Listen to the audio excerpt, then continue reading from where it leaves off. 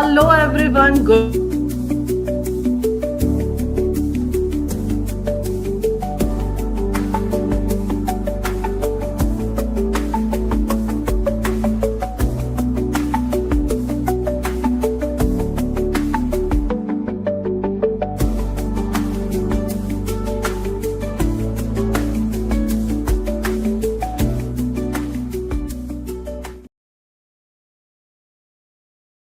Hello everyone. And good morning, good afternoon, good evening to everyone joining us from across the globe, especially UAE. A warm welcome to everyone to a very special conference that is the Family First Conference 2026. This conference is inspired by UAE's Year of the Family, so it's a big inspiration for us. I'm Neetu Chaudhary, your host for this special conference. Now, today truly makes it very special occasion, especially because for the first time ever, the Family First Conference is being live streamed on LinkedIn, Facebook, and YouTube. So the links are in comments, and you can join and be generous. Today is Valentine's Day, so be generous, be kind to all speakers because most of them are speaking for the first time. And I always say it's easy to sit in audience and criticize, but it's very difficult and it requires a lot of courage to be in arena and do that work. So appreciate and give all your love to our speakers. And I want to mention that each session is meticulously designed by all our expert speakers. They are doing brilliantly in their own field to help your family grow, connect, and thrive. So, especially for this conference, stay till end and enjoy, make notes because I can guarantee you the team is working for last 3 weeks and every session is revised multiple times so that we give the best value to your time. And we have six verticals or six tracks are there. They are self, well-being at work and family, parenting and work, family mentoring, family and finance, and the most hot topic that is AI and family. So these are the six different tracks. Again, the sequence is given in the comments so you can see from there. And every single topic, every single session is very meticulously designed by all our experts to support your family.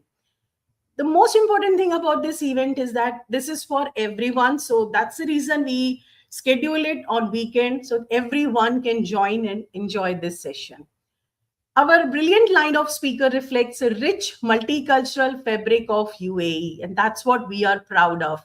So we encourage you to connect with our speakers. Their LinkedIn profile is there in comments again, and you can see it like in multiple posts.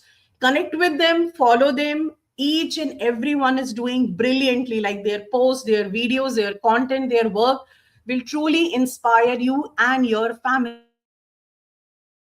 I'll not take much time because our speakers have a lot to talk about. Let's get started. And our first speaker is Siddique. Let me add him to the screen first so that you can see him. And he's amazing human being. After introducing, I'll tell something special about him to you. So, Siddique, he's the founding member and the managing director of Assured, and he runs multiple businesses with expertise in business intelligence, finance, functional reengineering, talent solutions, and corporate training. He empowers organizations to make informed decisions. That's what we all need, and elevates leadership capabilities. Knowing for sharing powerful stories, and that's what he's going to share today. That's a secret I'm telling you. So he's known for sharing powerful stories that inspire, connect, and deeply with audience. Siddiq brings the most authentic, insightful content in every conversation. Like I know him for last more than 4 years, so I can say this with guarantee that his stories are truly inspiring. And today he's going to share with us his personal story about ambition, risk, and family alignment. Thank you so much, Siddiq, for joining us today. Thank you, Neetu. Thank you very much for your introduction. I think the slide which you are showing is the middle slide. Can you go to the first slide? Yeah, thank you. No. My Mm, bad. Just a second. yeah. one more back. Yeah. Yeah. Yes. Yes.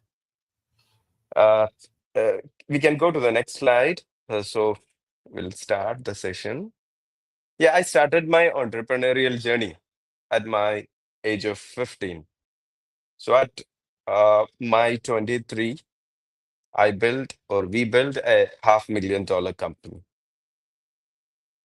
At 26, after 7 years or after 3 years, I couldn't even pay my bank EMIs. When my 1.5 year old son smiles at me, try to play with me, I was hiding from the bank notices and bank calls. Next. This is the story which I am not going to tell. It is not a success story. This is a survival story. I'm sure that you can get something out of it. I'm telling from my heart. You know, these are the three major points which you can take it during my session. How or what alignment at home decides your business success. Why a paycheck is survival, not a freedom. How an unmanaged growth silently kills your business. These are the things which we are going to discuss. The first trap, I purposefully put this title. I will explain you in detail. This is my stage one of my life. As I told at the age of 15, as I told at the age of 15, I was running my business. I started my career entrepreneurial journey. In my teens, I was thinking that money is the most successful factor. People success means money. So I was running behind the money, and I was started many multiple businesses during that time, like from event management to Miss Neetu. Can you go back to the same slide? I will tell you that when you need to go to the next slide. Yeah, I have. I was running multiple businesses like bike dealership, event management, fruits and vegetable. Wherever I find an opportunity to make money, I was behind that. I thought that money is the only one success fact. So. I was parallelly working with an MNC called Collabra. So working as an SAP consultant while I was doing business. But my father want to see me as a engineer since I studied engineering. So in Kerala there is a typical this thing comparing with profession business you know uh, professional experience considered as like something really good. So my father want me to work as an engineer as well. So I worked as an SAP consultant. My company moved me to Kerala to Mumbai, and parallelly I was running business. Then this happened. Next slide. So slowly, I was fully dependent on my people. I didn't build any proper system or proper processes. I fully relied on my team and my people who were running my show. So after 8 9 months, I started getting calls from bank and from my home also, that there are no lot of notices are coming to home from banks, because most of my businesses built because of the greed. I started taking so many loans and you know all the gold loans and everything, and the repayment was not happening. I was also fully immersed in my professional at consulting, and I was believing that my businesses will take care by my team. So that was not happened and started collapsing one by one. So I understood that salary is just an illusion. Salary alone can save me, because the debt I was carrying, which is 50, which is like close to $150,000 in, if I'm telling in dollars, which is like somewhere close to 60 lakhs Indian rupees that I was carrying. So I I have to move from that country. I mean, I'm forced to move from my place because the frequent calls from banks and the, I mean, the people I, borrowed money, they're continuously calling, and, I was forced to move from that place. So that's how my stage two happened in Dubai. I moved to Dubai. Next slide. I mean, when I was moving to Dubai, I have only one contact, which is my childhood friend, Larry, which you can see. The green shirt is myself, and the other one is Larry. So he is the one who helped me to come to Dubai. He arranged accommodation, food, and everything. And but that time I have only one contact, that is this friend. Next. So after moving to Dubai, I got a, I started immediately applying for jobs. So I can find immediate some solutions. So I got some interviews. I got some good job which I was doing in India, the same kind of thing. My family members are happy that I got a job. So, but I was not happy. I spoke to my father that, my family actually, not only the father, my mother and everyone was against that, don't do again the same mistake. You're not matured enough to run a business. You first do some job and then you can do the business. But I started discussing with my wife, Sidra. I told her that, Sidra, I will not be happy if I'm, working. I want to do something my own. Otherwise, I don't know, like my, the inner me is telling me I have to do, this is the right time. So what she told is that you are telling absolutely right. So whatever you feel to do, you do it. Don't think too much. Everything can be in the same place. If you wish to do the business, you continue with what your mind is saying, what your intuition is saying. So I started my entrepreneurial journey again. So I started as a VAT consultant. I acquired some license. Next slide. I acquired a license in Sharjah, Emirate, in a free zone. I started going to the clients with some notices printed my the friend Larish who gave me from his office because I don't have enough money to print proper brochures or this thing. So every day morning, my target is to meet 30 shops. So I took roll-ups.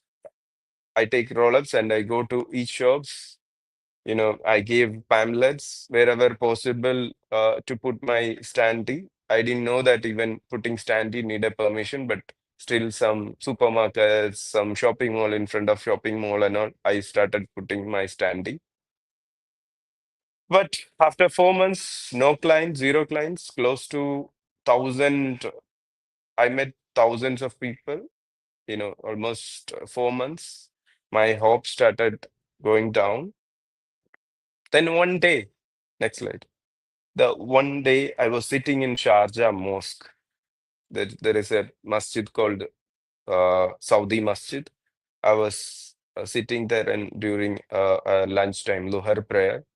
I was literally crying that am I made a bad decision by, again coming to enter, business. I started, my business and it was like I was literally crying. That is what, I felt the real God touches that time. The Almighty, I felt Almighty there. I got a call from my phone started ringing. I saw my phone. One of my first customer is calling me and asking like, "Hey Siddique, can you come to my office?" I gone there. He asked me for a service. Even I didn't know that how to quote and all those things. He offered 100 dirhams for my service. I happily took that. That is the 100 dirhams which you are seeing in the screen. I took immediately a photo in my phone and kept it because that 100 dirhams gave me 100 millions of dirhams, feeling. There I got my faith. From there I started. Next slide. Next slide. So today, when I am sitting now, Alhamdulillah, by the grace of God, I have three plus businesses and 45 plus team members. We have decent offices, including where I'm sitting now is in Sheikh Zayed office. Uh, Next slide. All my team are mostly from Big Fours or Accenture, Deloitte kind. So all Alhamdulillah, by the grace of God, it is going good. So now what is the one big thing which happened in my life in stage two is my focus or my vision is changed. Before it was money. Now I was thinking like how can create an impact. I feel like, hope, I mean, most of them read this book called Ikigai. So I felt like I found my Ikigai. So now my focus is not income or revenue or profit, how to create an impact in the lives. So that's how my mission for the company for 2040 is 1 million, how to touch 1 million assured. The program called is 1 million assured smiles, how to touch 1 million lives. And today we reached 300. You can see in the slide 3,508, but yesterday a couple of things happened. So it will go to closely 3,600. And I'm happy to say that, the person who trusts me in the beginning, she's the one. My wife is the chairperson for this mission, Dr. Sidra. So I, what the aim of this presentation, which I want to convey, is this is the three important thing which I want you to note down. So how our alignment or the vision is more important than income or money or anything, and always family support will give you more courage to start anything or to go for our dream. So family support is very important, especially during I want to stress this point because our topic is very relevant or related to this. Because of my wife, she stood for me. I could do this. I did these things. And also the biggest learning which I had in my life is that before you go for a big scale up for any business, put proper systems in the place. And I want to ask you one thing. What is your 100 AD moment? Thank you. Thank you, everyone.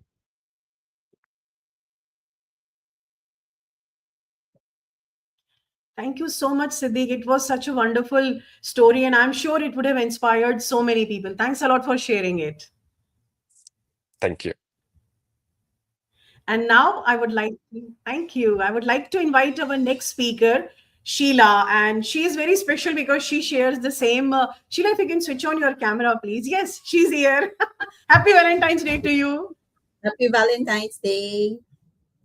Thank you. Thank you. And let me introduce this wonderful lady. She is so special because she shares the same name as my mom. So when I first time met her, I was so happy because it was like a good memory for me. Sheila Maris is an innovative finance professional with extensive experience in finance, taxation, management reporting, budgeting, project analysis. And she is known for her excellent problem solving skills, decision making, and communication. She supports both operations and management in financial planning and process improvement.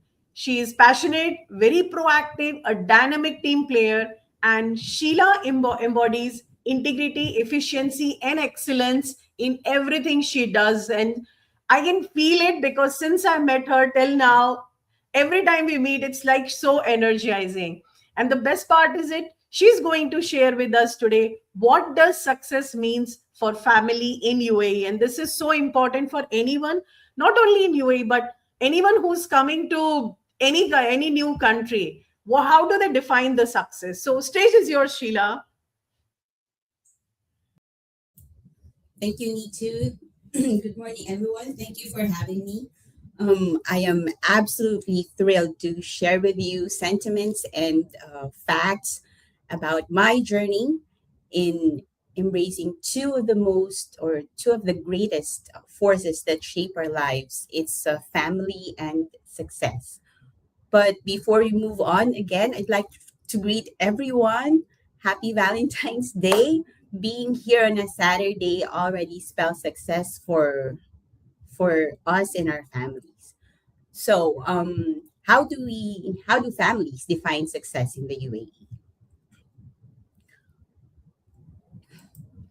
When we hear the word success, we almost often think about the future. We think of things that we will have soon. Statistics show that 67% of the world's working population associates success with these soon to have things, which could be your savings, your bank account, your crypto account. Some have stocks, insurance, and retirement plans. They spell it as part of their savings. Some have gold. They buy lots of gold. They even have gold accounts. Um, Others spell success as optimized lifestyle. It could be your dream vacation, your bigger house, nicer car, healthier food, all the curated diets, expensive curated diets, signature bags, or some equate success to Rolex watches. Um, Others spell success as opportunities, career growth, your dream position, being a VP, controller, or GM. All the commas after our last names. It could be PhD, MBA, CMA, or SHRMCP. Some spell success as their networks, your colleagues, professional connections, your mentors, your friends, even your community. But as a finance person, I equate these soon to have things as profit, ROI. The more I get of it, the more I will need to invest effort and time. Two very expensive assets. Being trained to forecast, budget, and manage risk, I remember calculating my own payback period. Yes, it is a couple of years before I fully realized my own ROI and finally enjoy the fruits of my labor.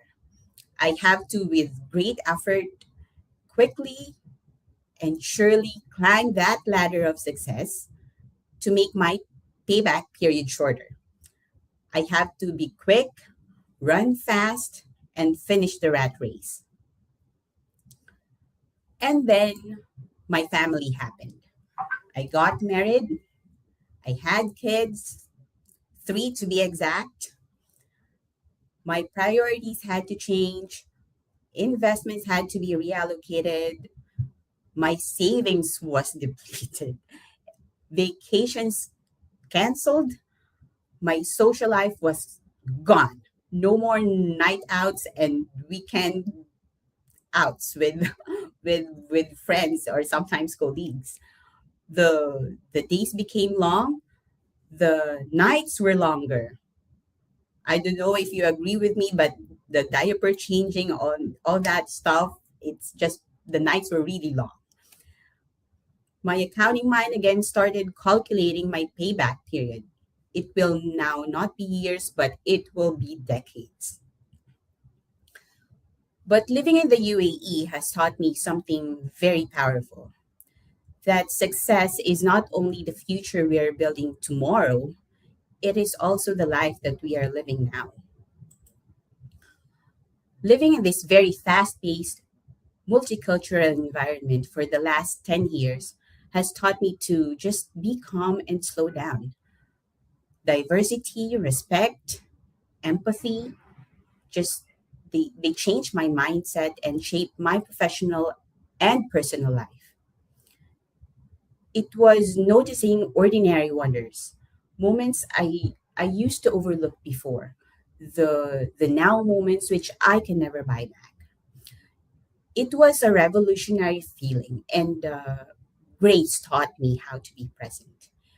I felt scales fell off my eyes as years go by. Strangely, I started enjoying the sunset and sunrise of the arid UAE summers. I enjoy the long days and long nights. As much as I want to miss, don't want to miss work days before, I crave dinner nights with my family.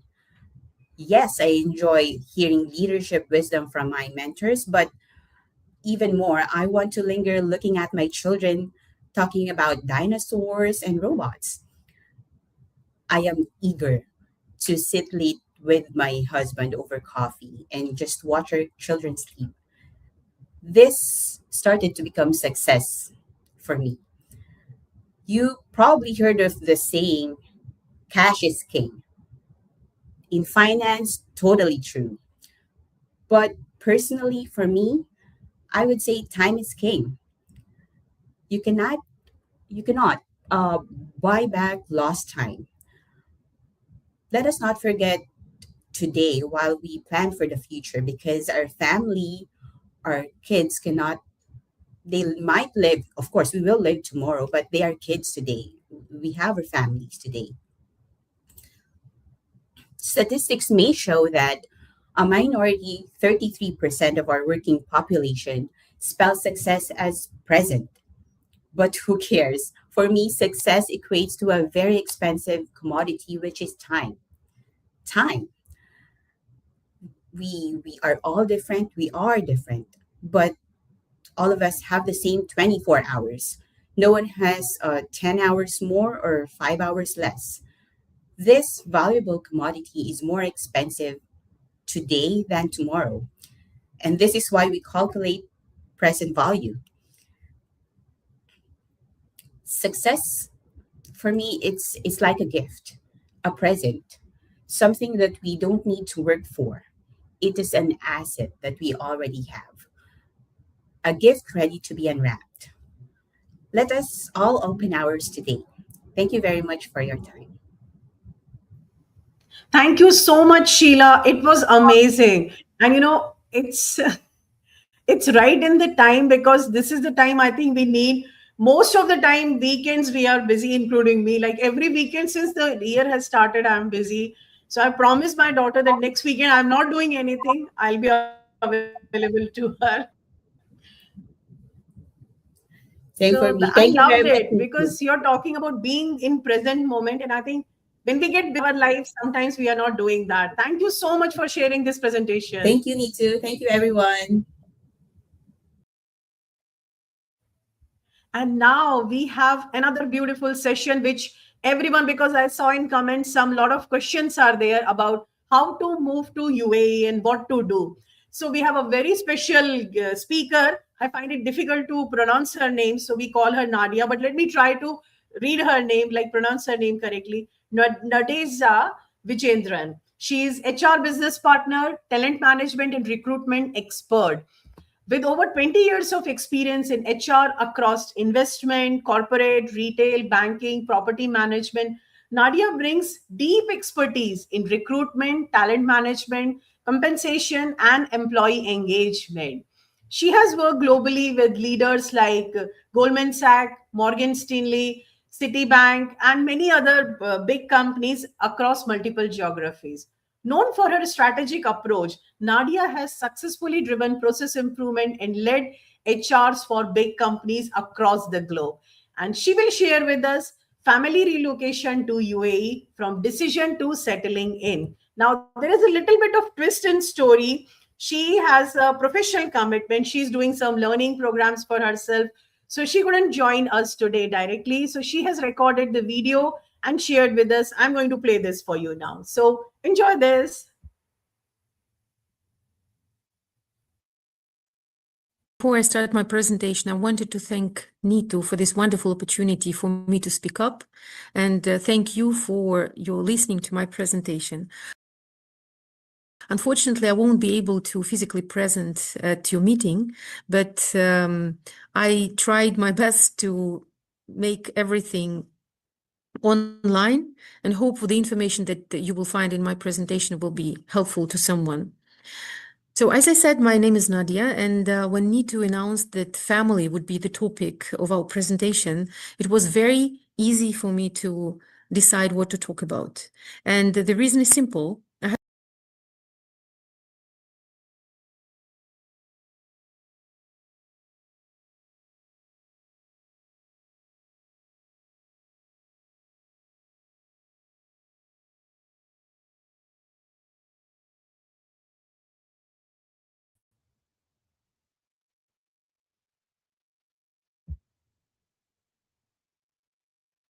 I've been working in HR for more than 20 years, and around 20% of those queries that I'm having on my HR table.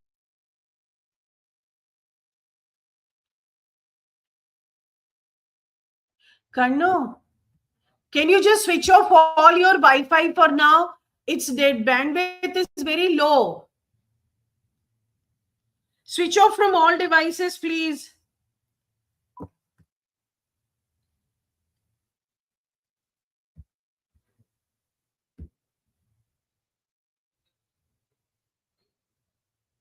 Whatever it is, just do that. I can't change.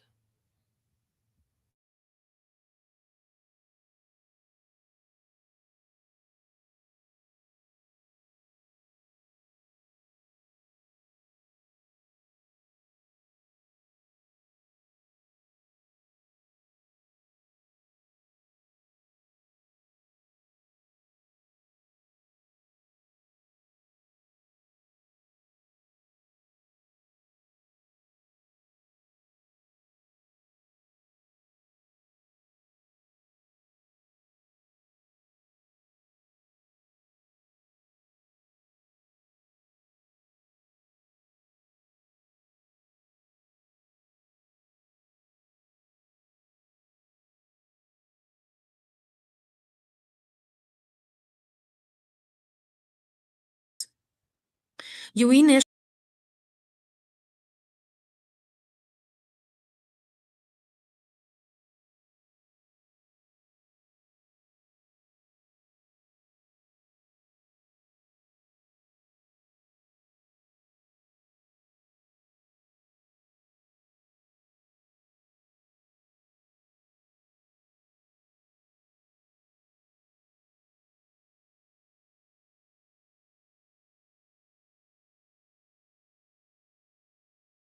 you're listening to my presentation. Unfortunately, I won't be able to physically present at your meeting, but I tried my best to make everything online and hope for the information that you will find in my presentation will be helpful to someone.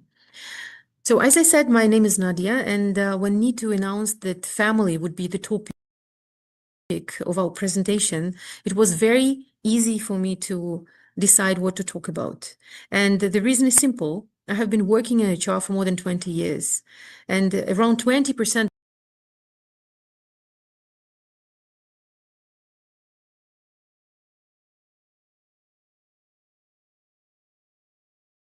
of those queries that I'm having on my HR table are related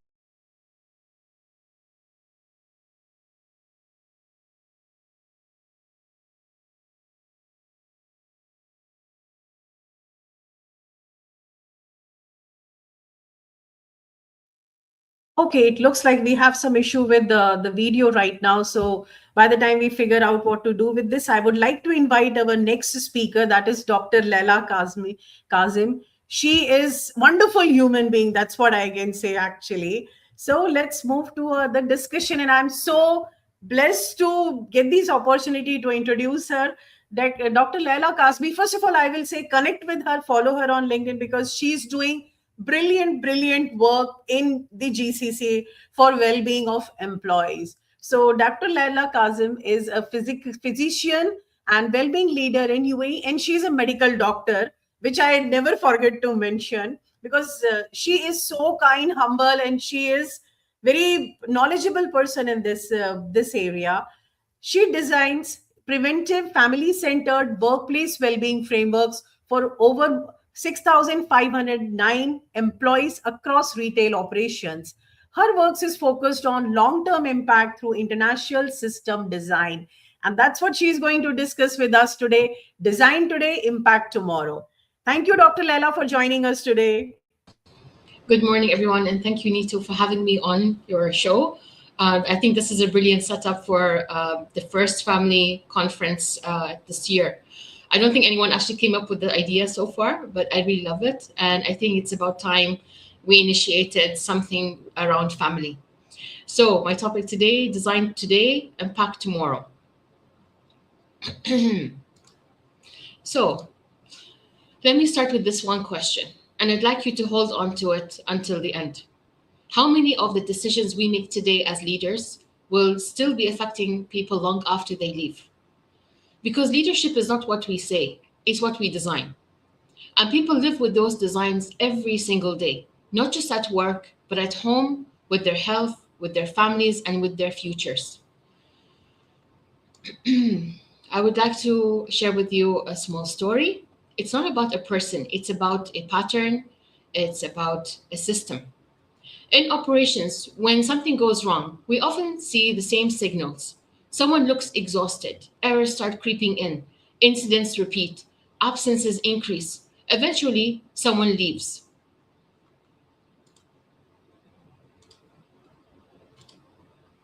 And when we look back, we say things like, we didn't know it was that bad. They never said anything. We assumed that they could cope. But when we look closer, the issue usually wasn't attitude or resilience. It was design. Too much of the work for the time available, unclear roles, no real control, and support that arrived late or not at all. None of this came from bad leadership. It came from unintentional leadership. And that's why leadership by design starts now or begins now. So what does this mean?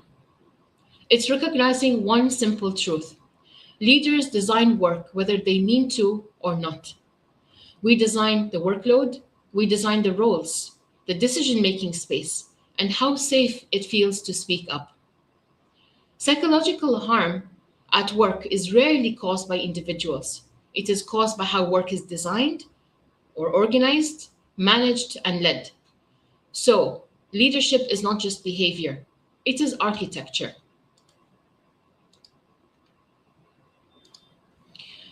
So what are we designing today that people will still be living with tomorrow? And here's the uncomfortable part. When work is badly designed, the cost is not immediate. It's quiet. It shows up as burnout, rework, turnover, and repeat incidents. This is human drag, the slow loss of energy, capability, and trust. Research shows that poor work design directly impacts performance, safety, and retention, even when leaders have good intentions. So if we want better outcomes, we don't need more motivation. We need better design. I have some takeaways for you, and three main ones are: the workload is a leadership decision. Workload is not just about efforts, it's about volume, pace, and recovery. When people are consistently overloaded, they don't become stronger, they become tired. And tired people make mistakes. Leadership by design asks two main questions. Is this workload sustainable, or are we relying on people absorbing the risk silently? The second takeaway here, role clarity protects people. So unclear roles don't just create confusion, it creates stress, conflict, and blame. When expectations are unclear, people work harder to stay safe. So leadership by design means clear accountability, consistent instructions, and no conflicting demands. This is not micromanagement. This is psychological safety by design. The third takeaway, support delayed is support denied. Support that only appears at crisis is not support, it's damage control. Leadership by design means early check ins, permission to speak up, acting before people break. ISO 45003, this is the psychological health and safety at work. It places leadership accountability at the center of psychological risk prevention, not after the harm occurs. This year is known as the Year of Family, and I want to say this carefully and professionally. When work is badly designed, the impact doesn't stop at the workplace. Fatigue follows people home, stress affects relationships, and long-term stress or strain affects health and employability. The WHO recognizes that work conditions are a major social determinant of health, affecting families, communities, and not just individuals. So leadership by design is not about performance, it's about responsibility. So what are we designing today that people will still be living with tomorrow? Because leadership is not measured by intention, it's measured by impact. The most effective leaders do not wait for resilience. They remove unnecessary strain. So if leadership is design, then every decision that we make is a blueprint. So the question I leave you with is, what have we unintentionally built and what are we ready to redesign? Thank you. Thank you so much, Dr. Leila. And this is such a profound question, actually. Most of the time, being a working professional, we don't even ask this question to ourselves, and neither the companies nor we as a professionals. We do ask. It's such a profound question. Thank you so much. And I think you are leaving us on this special day with a very profound question, which will keep us awake for really long time. Thank you. Thank you. Thank you so much for your time. And now we have another special guest from our well-being and family track, Dr. Tejas Sameer. She is like, if you're struggling with health issues and your gut issues, I told secret. So she is the right person. Let me introduce this amazing, amazing speaker, Dr. Tejas Sameer. She is an integrative Ayurvedic physician, fermentista. I'm still learning how to pronounce that. Fermentista, whose work brings together microbiome science. If it's incorrect, Dr. Tejas will correct it. Therapeutic grade fermentation and gut brain health. I think this is the right time we talk about it, because we are talking about family and Valentine's Day. So gut brain relationship, yes, we have to talk about that one. Dr. Tejas creates evidence-based well-being program for VIP groups, corporate teams, and families across UAE and internationally. She has worked globally, transitioning complex science into simple daily practices that fit modern life, because we all are so busy. She's the founder of Culture Food Universe, so follow her on that. And she's a global well-being wellness day ambassador in UAE with the mission to build bio-resilient workplace and household through therapeutic ferments. See, I'm still learning those things, Ayurvedic principles. And she's going to share with us some very important session, very important details about integrative family gut reset. Thank you so much, Dr. Tejas, for joining us today.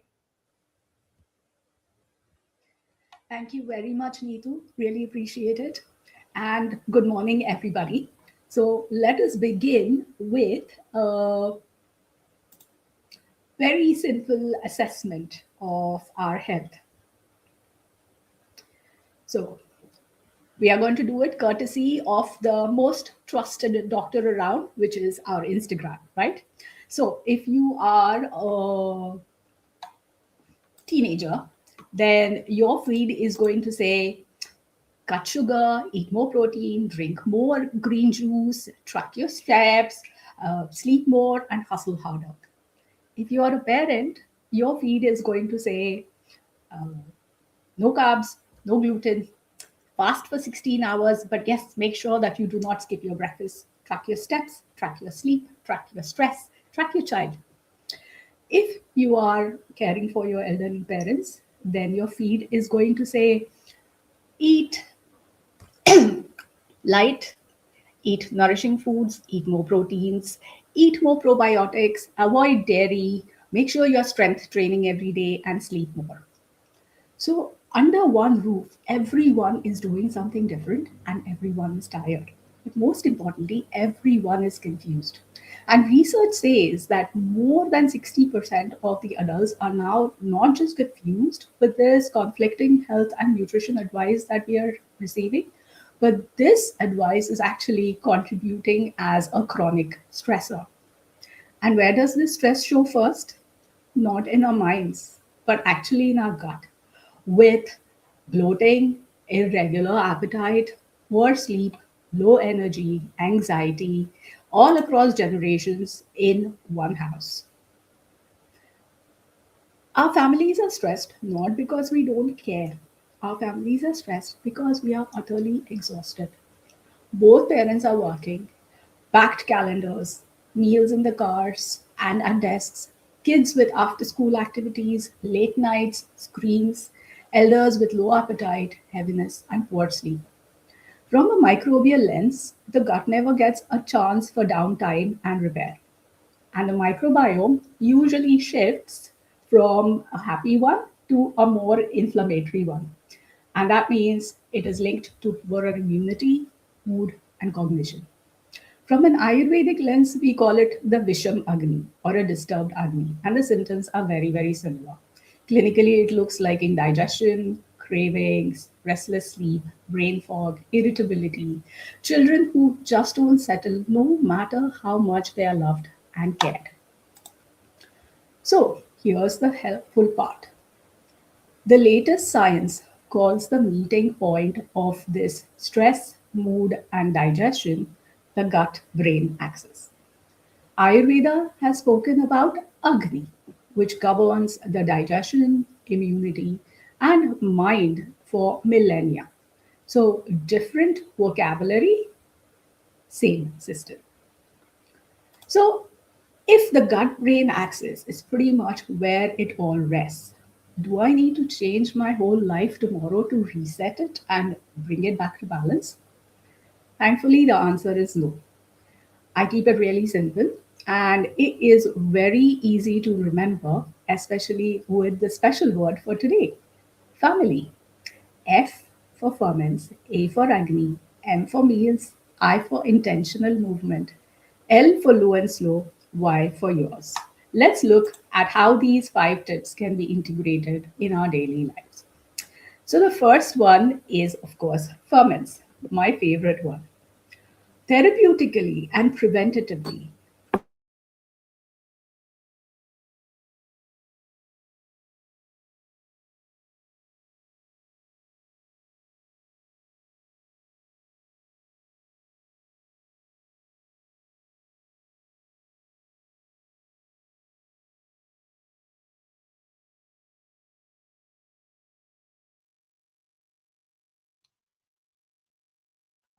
Let me add Dr. Tejas again.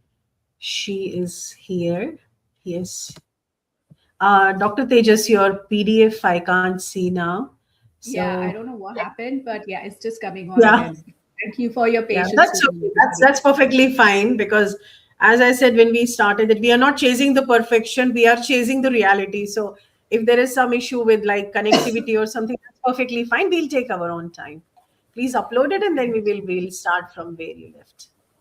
Yeah, so it's just uploaded. Let me just bring Yes. it to the Yeah, here we are. I'll add it. top. Thank you very much, Neetu. Thank you. Right. So we were talking basically about ferments.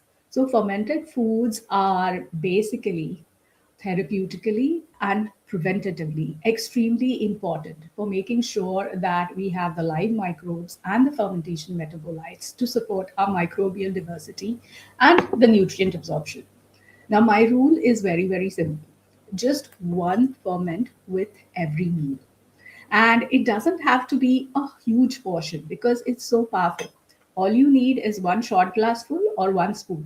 So it could be a milk kefir or a laban or a yogurt or it could be something like a kombucha or a kanji or a kvass, or it could be your favorite fermented pickles like a kimchi or even a tomato pickle. So choose what is culturally traditional for you, because actually fermented foods are culturally ancestral superfoods across all parts of the world. The next one is Agni. Agni basically means your digestive superpower at a macro and a micro level. Now, this needs to be nurtured and kindled, especially in the morning. Typically, we are dehydrated in the morning. We lose about a liter and a half just through the night of our entire body content just by breathing and sweating. So, of course, we need to hydrate. But if we are to have a cold smoothie or a tumbler full of water first thing in the morning, we are going to either shock our agni or completely douse it. So just a small glass of warm water with homemade electrolytes is what we're looking at. Then comes breakfast. So all of us parents know that if kids go out to school either with nothing because the school bus is here, or with just sugar or caffeine, then what is going to happen through the day? Studies show that higher protein breakfasts improve satiety, regulate appetite, and support steadier focus throughout the day across all age groups. So then what is for breakfast? Of course, our favorite, avo on toast with eggs. It could be beans on toast. It could be beans with tortillas. Yes, first thing in the morning. Or our good old dosas and idlis, or lentil pancakes or chilas. Even a bowl of nourishing porridge with nut butter and seeds. Exactly what our traditional breakfast used to be: warmth, protein, nourishment. The gut brain axis is therefore starting in a steady mode rather than a scramble mode. M is for meals together, especially family dinners. Ayurveda is very clear about one thing. So at night, it is mainly for rest and repair rather than heavy digestion. Modern science also agrees with that. Late night eating is very disruptive for circadian rhythms, for inflammation, and poor metabolic and cognitive outcomes, especially on the next day. Here's the reality check: we will always have late nights, especially over here. So the aim is most days, not all days.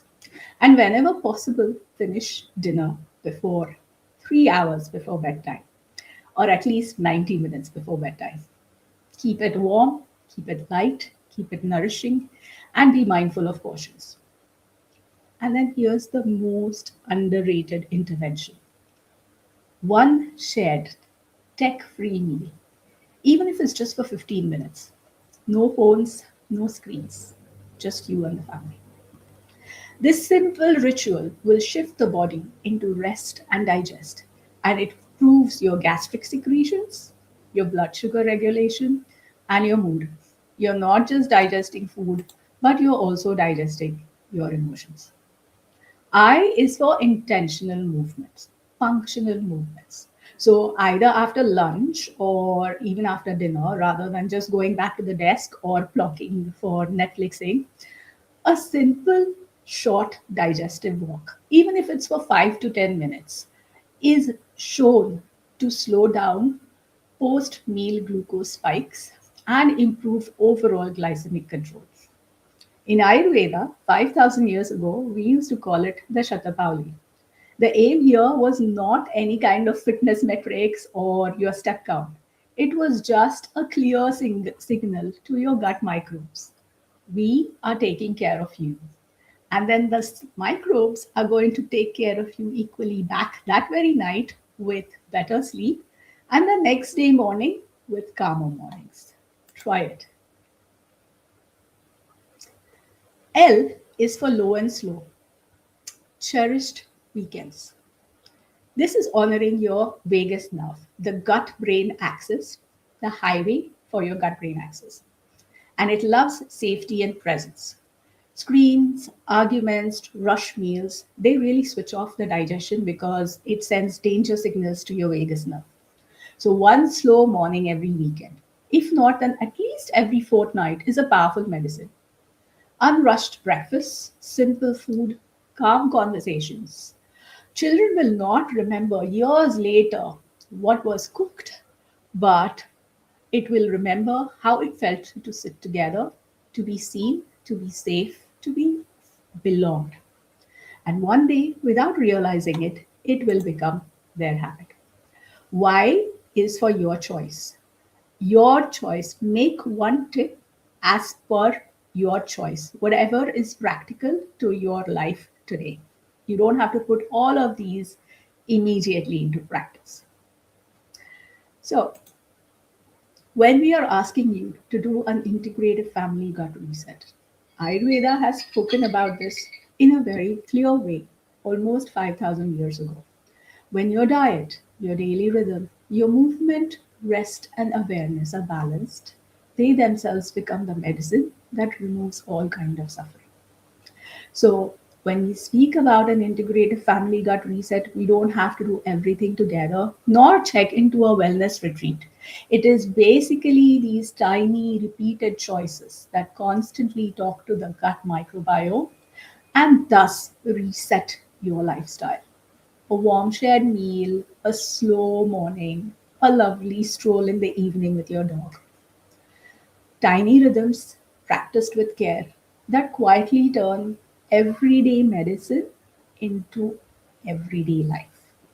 I am grateful to all of your presence. Thank you for bearing with me for the disruption, choosing to care for yourself from inside out. I'd love to continue the conversation on all the socials. Thank you so much. Neetu, over to you. Thank you so much, Dr. Tejas. You made this complex thing such a simple and doable. Sometimes people don't follow not because they don't want to follow, but because it is too complex to follow. And you simplified it. And not only that, you made it very practical, which fits into the busy lifestyle of everyone. So thank you so much for that.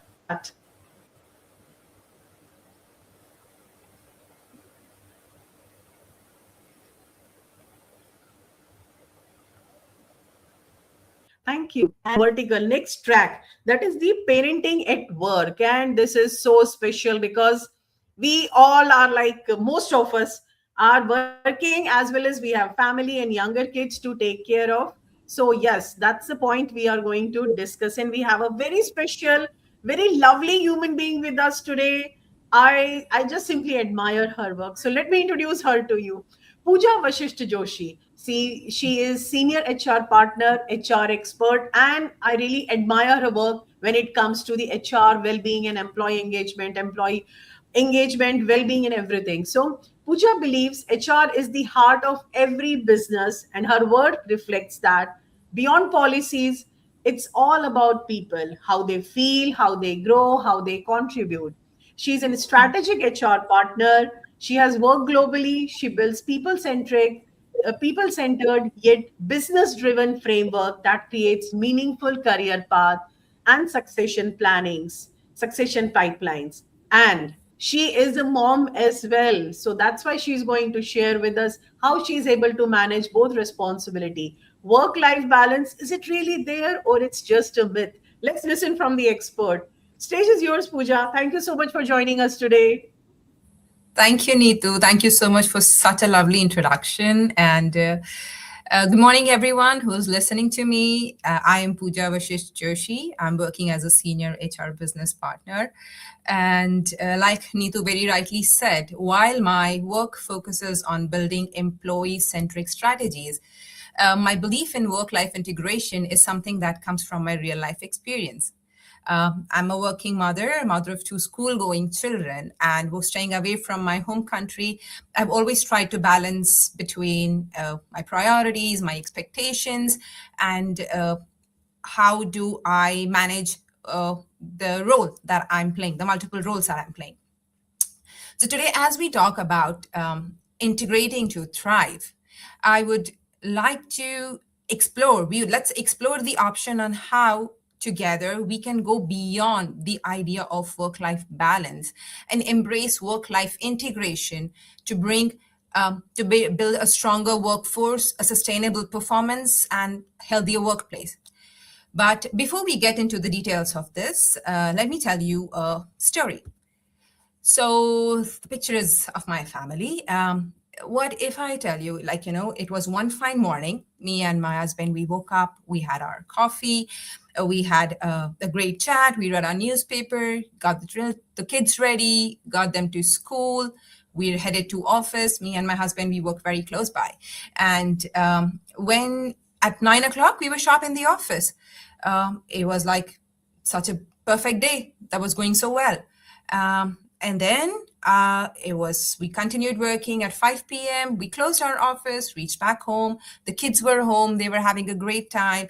We all sat together. We had our dinner. We chatted. We shared our experiences of the day. And we watched some TV and we went to sleep. So it was a perfect day, a beautiful day, absolutely flawless, right? Now, what if I say that I have hidden a small detail in this story that I shared, which was that on that particular day, I missed my boys' soccer game. It's really sad, right? Now the mindset changes. You start the guilt, the mom guilt or the parent guilt starts getting in when your child says, Mama, everybody's parents were there, you were not there. I'm sure some of you might have experienced this as well.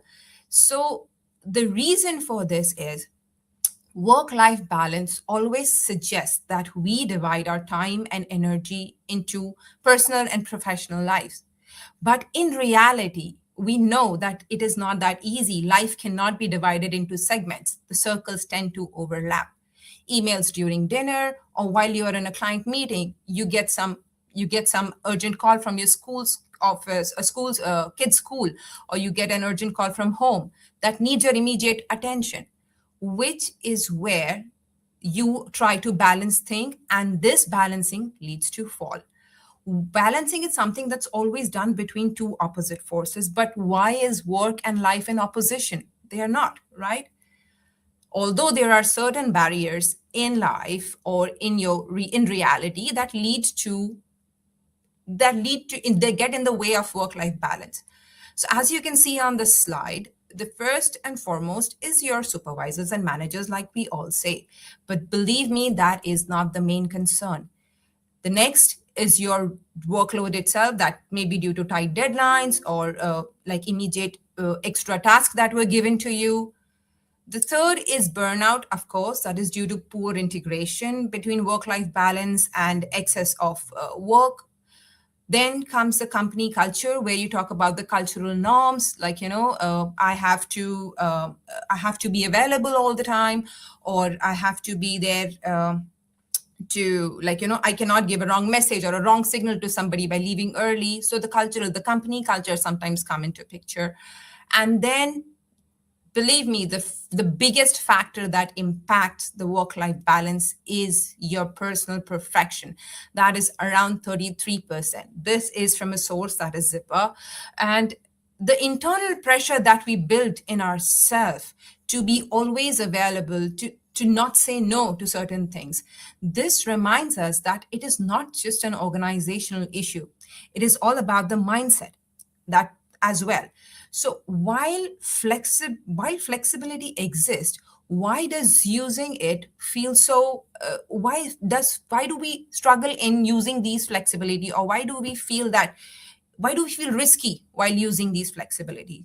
So because we need to stop managing the perceptions of what others feel and start managing our priorities and the impact of these priorities. Moving to the next slide. Now, these are two numbers that I'm going to share is from the recent reports from Forbes. So these two numbers, while I think one of them might be very familiar to you, 85% of the people feel that they are looking for flexibility, or they're looking for work-life balance in their routine jobs, whereas 59% of the people, that is, yes, focusing again, 59% of the people, they feel that their work-life balance is off. What is the meaning of work-life balance is off? When somebody says that the work-life balance is off, that means these 59% people have difficulty in switching off. They have difficulty in disconnecting from what they are doing. That again might be due to tight deadlines or excessive tasks, or certain people have difficulties in setting boundaries. They're not able to set those boundaries. So this 59% are the people that are looking for something that's the work-life integration. When we talk about work-life integration is about, it's a dynamic model, a flexible model that allows you to honor the choices of what matters then, what is most important at that particular moment. It's not about how many hours did I work, it's about how much energy or where did my energy I spend the best.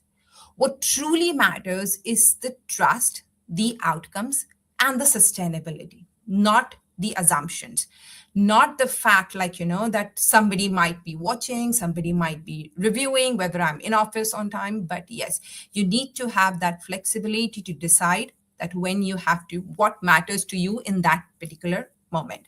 So when you embrace integration, you are basically taking the driver's seat, and it's always normal to take your calls later, to address to an email tomorrow. You need to be present in where you are. Which brings us to the future on how do we plan, what will help us thrive in 2026 to embrace work-life integration. So first and foremost is enhanced performance. When we give our employees the flexibility, or when we are integrating work and personal life, it allows the people, or it allows your employees to know how, or to decide how and when a task would be accomplished, which leads to higher productivity and better performance. Also, it leads to improved well-being. Well-being is one of the aspect that's being talked about too much lately. So embracing work-life balance will always promote well-being, because less stress, less burnout. When individuals have the freedom to prioritize the activities that align with their values, with their priorities, they feel a sense of satisfaction, they feel a sense of fulfillment, whether it's in their personal life or professional life, and that leads to mental well-being and holistic well-being. The third is strengthened relationship. Of course, when you are able to decide that, okay, when your family matters the most, when your work matters the most, you are able to bring a stronger bond, not just within your family, but also with your colleagues, because you are blending your personal and professional or work activities. And with this, you are able to create more meaningful, more supportive relationships within your teams, within your family, within your friends, within your social circle. So these are the three important aspects that will thrive in 2026 when we integrate work-life balance. But the next question is, how do we do it? How can we achieve work-life balance? So work-life integration shifts focus from hours to energy. You need to work when you are at your best. It does not matter how long or how many hours have you invested in the work. Secondly, you need to remove the guilt.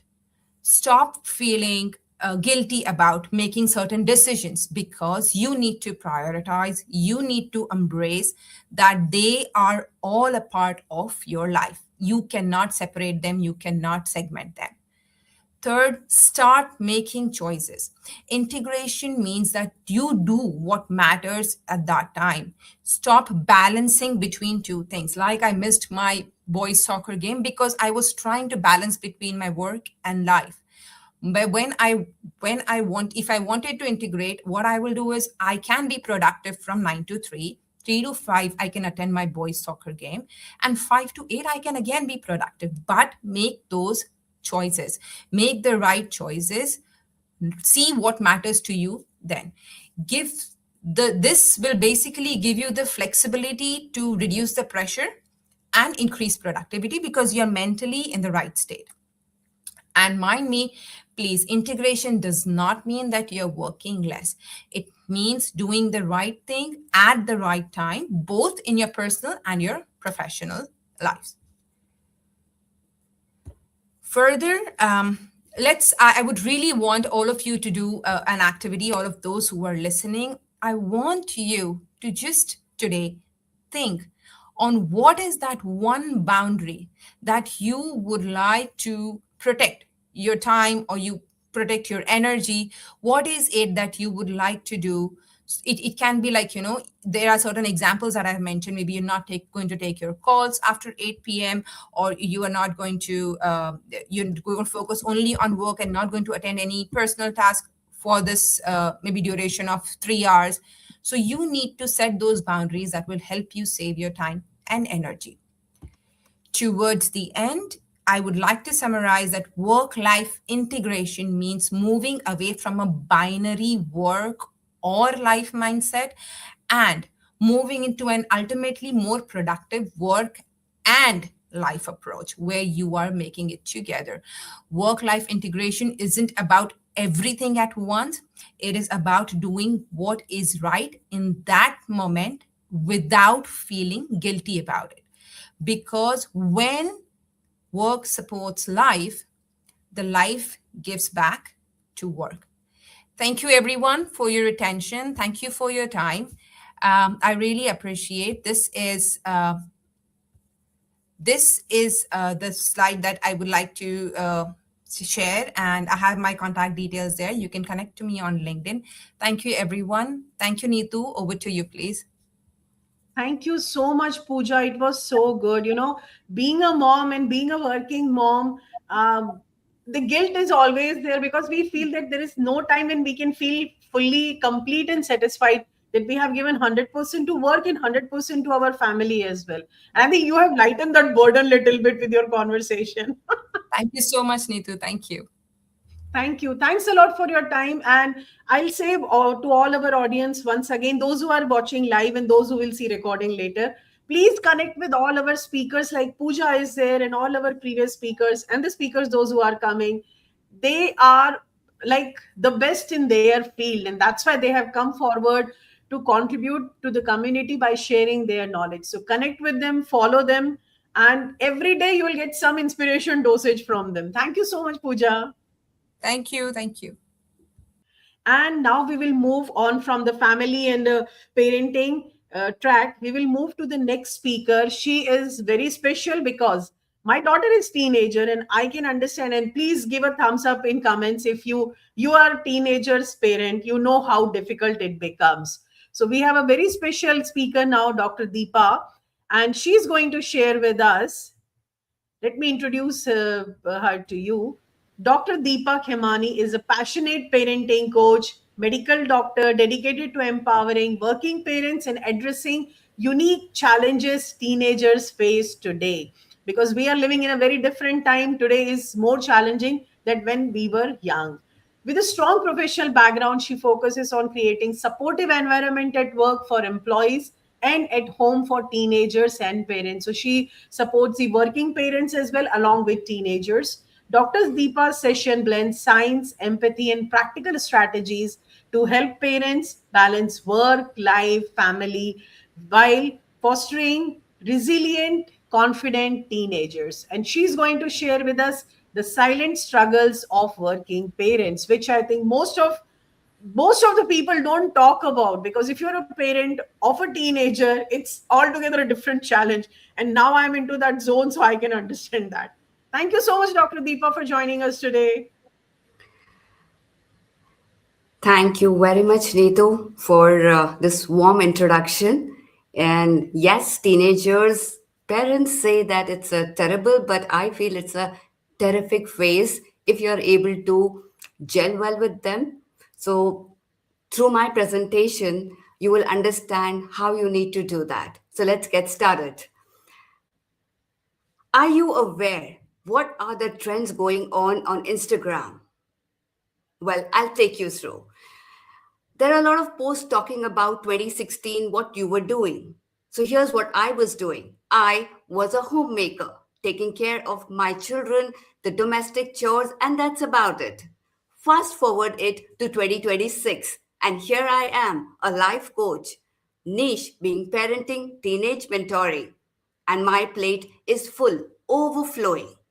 So now I'm an entrepreneur, a work from home person. Now, keep that in mind and we move ahead. What will be your life film, short film, if I have to ask you? Is it drama? Is it romance? Or is it some action or a thriller? Or you're just on the survival mode? Let me tell you one thing. Whatever it is, our life film is made up of small short stories. Now, these stories are the one which bring things together. And let me tell you one more thing here, and that is each phase is important because you have new roles, new responsibilities, maybe a new location, and of course, newer challenges as well. But the best part is that we keep moving. How does it start?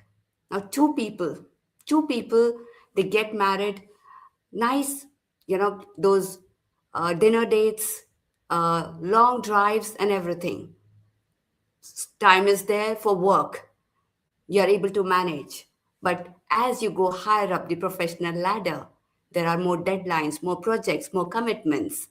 And then when parenthood parenthood comes knocking in, then the real balance start. Yes, integration is there, but then there is a bigger challenge that comes forward. The real challenge of working parents.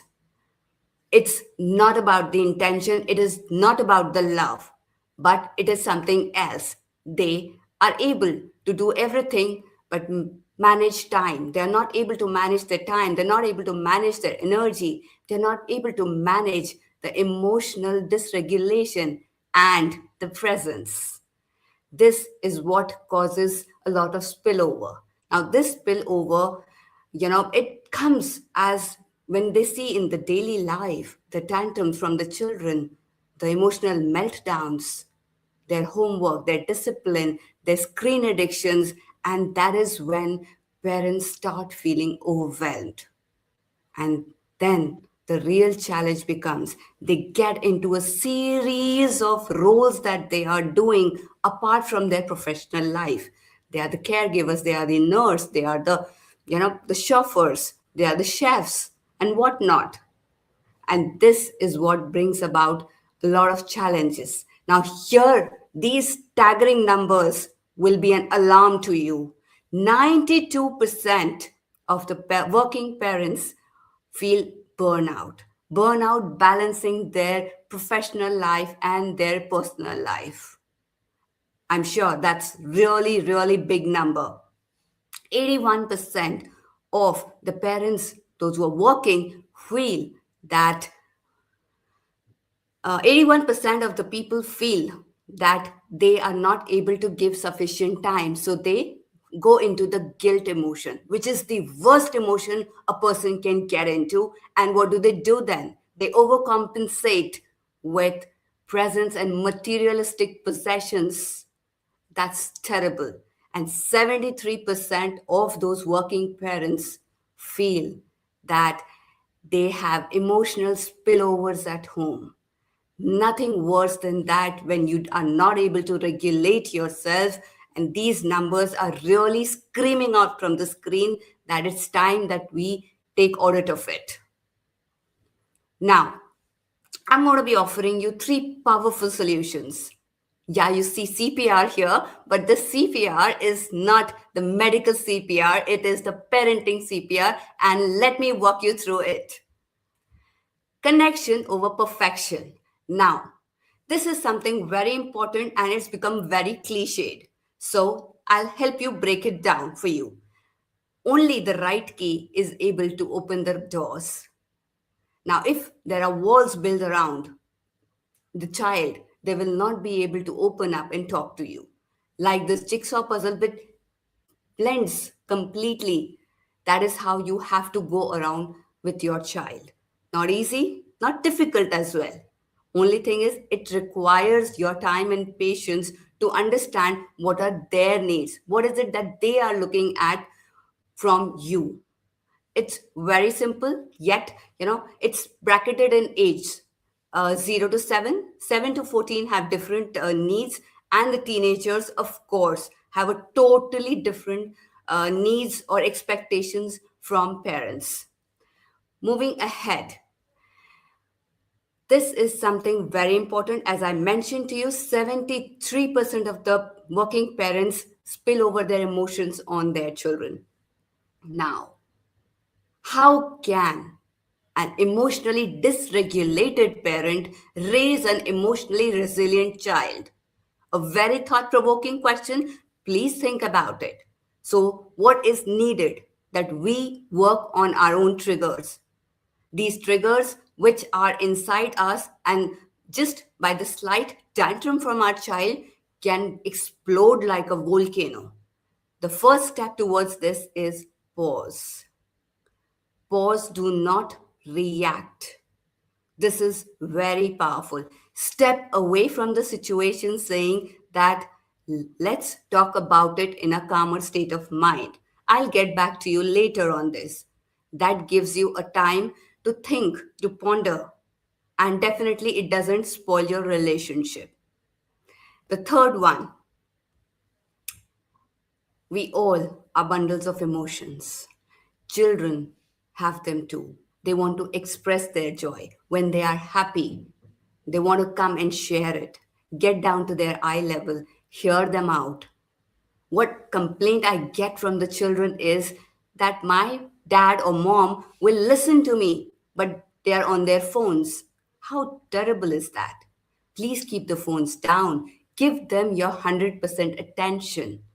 When they are upset, don't barge in to, poke and ask what is the reason. Just tell them, I am there. If you need me, let me know. How can I support you? Be that emotional oxygen for your child, and then you will see how well your environment at home will be thriving. Next, this is a question I want to ask you. What is that legacy that you want to leave behind? Your children are not going to remember your promotions, your gifts. Not at all. What they will remember is, how did I feel? How did my parents make me feel secure? Was I loved? Was I heard? Keep these three powerful, impactful questions in your mind whenever you approach your children. And then you will see what beautiful harmony will be there in your house. That is it from me. If you want to connect with me, that's my LinkedIn profile. I work with parents and teenagers, help them set life goals, build resilience, come out of the screen overuse. And at the same time, when parents come to me, I help them emotionally regulate themselves, work on the triggers, and much more. I'm also a fingerprint analyst, that is the brain mapping, to help parents and children understand what are their strengths, what are their personalities, and how they can maximize on their strengths. That's it from me. Thank you very much. Over to you, Thank Neetu. you so much, Dr. Deepa. Thank you so much, Dr. Deepa. It was really insightful, and it was, that I like this thing, that CPR thing. It is like acronym we can remember. And when you mentioned a lot of things, I was just saying, oh my God, this applies to me. Thank you so much. I'm very sure all audience will find it so useful. Those who are parents and those who are going to be parents, they are going to find it very useful. Thanks a lot, Dr. Deepa. Thank you very much, Neetu. And again, I'll say connect with all our speakers because they are brilliant, brilliant people. They are expert in their own field. And our next speaker he is very special and he's going to talk about something all families need to do. It's about mentoring, family mentoring, and how does it design it. So let's welcome Khalid Al-Zarooni. Khalid is the head of innovation and future foresight at Dubai Customs and is instrumental in shaping the future of his industry along with his colleagues in government of Dubai. He also manages few smaller businesses as an entrepreneur, and he credits most of his success in both the in the fields of the power of mentorship. And he's going to take us deep dive into the mentorship programs and how does it impact life. But it is important just not to feel that the professional and the the mentorship is not only important in business and professional world, but also in personal life.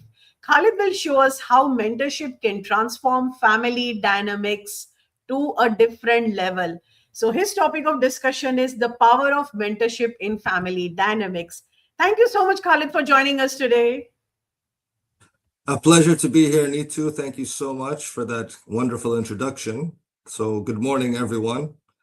And I'd love to talk to you about the power of mentorship today and how it can impact lives. And of course, the UAE every year announces a special theme for the whole year. And this year, it's all about the year of the family, how to strengthen it, how to protect it. And one of the most powerful ways to do this is, of course, through mentorship. I believe mentorship is the key to building successful people and achieving individual success and excellence. There are lots of ways to build successful business models, businesses, successful ideas. But the way to build truly successful people, individuals, is definitely mentorship. So let's take a look. Now, mentorship is about taking someone with potential. We all have potential, all of us do. At certain points in our lives, it's about capturing that moment or that spark when it happens, molding it and shaping it and growing it. But unfortunately, there are many out there who lose out on taking advantage of that spark, that moment of potential. But opportunities do come and go, and that spark can be reignited by the right mentor. Now, there's a difference between the different kinds of training and coaching. Training is involving large groups. It's a structured program, okay? It's typically impersonal. Coaching is a little more personal, smaller groups. It's more performance-driven, more personalized. Mentoring, however, it's one-on-one. It's personal investment for long-term growth, and it's a developmental relationship. So it's about taking that individual with potential, taking a vested interest in them, and growing them bit by bit. It's not just coaching, it's not training, although it involves all of that. It's empathizing and investing in them, teaching them step by step, following up with them, using emotional intelligence to truly build that talent that you saw. You give them direction, you give them training, you provide support when it's needed, and continuous motivation to achieve the goals and to achieve the success of that individual. So many of the greatest mentors throughout history have helped build our civilization. And today's most successful people, no matter what you may think of them, have all gone through this mentorship process. We can go all the way back in time, the ancient civilizations, ancient and medieval history, the kings, the queens, the nobles of the court.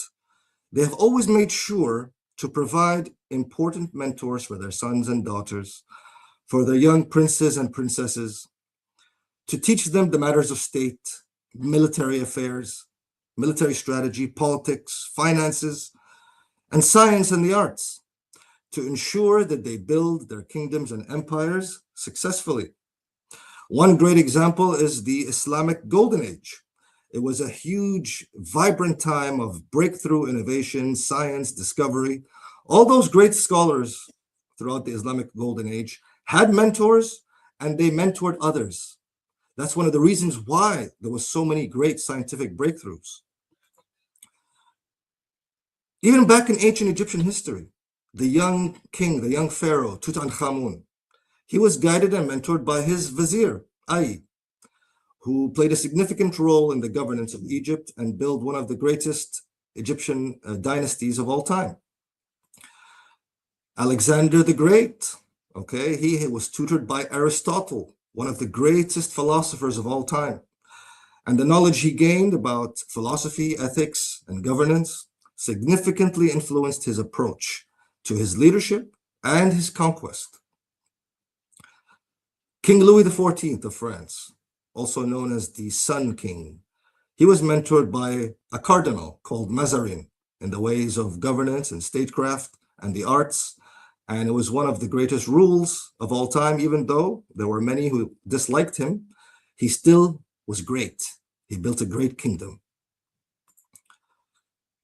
In modern times, Mark Zuckerberg stated that Steve Jobs was a mentor to him, providing advice on how to build a team that was focused on building high-quality services and products. Richard Branson from Virgin Atlantic, he credits Sir Freddie Laker, who had his own airways called Laker Airways. And he mentored Richard, providing advice on navigating the airline business, the airline industry. And now Virgin Atlantic is one of the best out there. One of the most powerful examples of mentorship is Oprah Winfrey. She was mentored by the great and late author and poet Maya Angelou. And she has some powerful quotes to say, Oprah. She said that Maya was always there for me, guiding me through some of the most important years of my life. And she said, mentors are important. And I don't think anybody can make it in this world without some form of mentorship. Powerful quotes. And in my personal life, I've had many mentors. In terms of business and entrepreneurship, I've had some of the best out there, some of the most successful. My father, God rest his soul, taught me the importance of being masculine, the right type of masculinity, that is, of course. And in my professional career, I'd like to highlight someone that I really, really care about. In the government, I had a personal mentor called Hussein Al-Fardan. He was previously the head of the Innovation Center, and he knew that one day I would take his place. So he took a personal investment in me, making sure I had the right skills. He was always there, telling me the great things about innovation, the important things about innovation, the right skills. And part of my success was due to his mentorship. The awards I've gotten, the travels I've been through, the success I've achieved, it's because of his mentorship, his investment in me. So for you and your children, no matter how young or old they or you are, even your brothers and sisters, your cousins, your nephews, your nieces, you can be a mentor for them at whatever point in your life.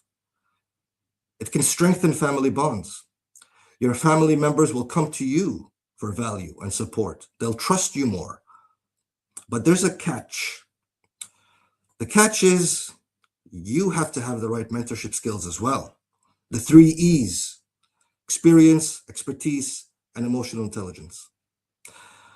When it comes to experience, it's much more powerful, of course, if you've achieved success, great success, but also from the mistakes that you've learned or that you've learned from others, so you can teach those you want to mentor the right things the right way.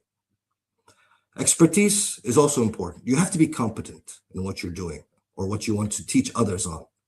You have to have a level of competence that almost reaches mastery. And of course, last but not least, emotional intelligence. This is the key here. You have to be able to connect with people. You have to be a good listener.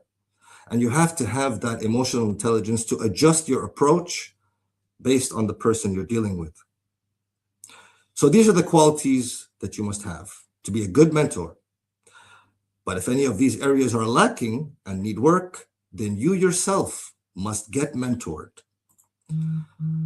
So here are some of the powerful mentorship areas for building a family, a strong family, a generationally successful family.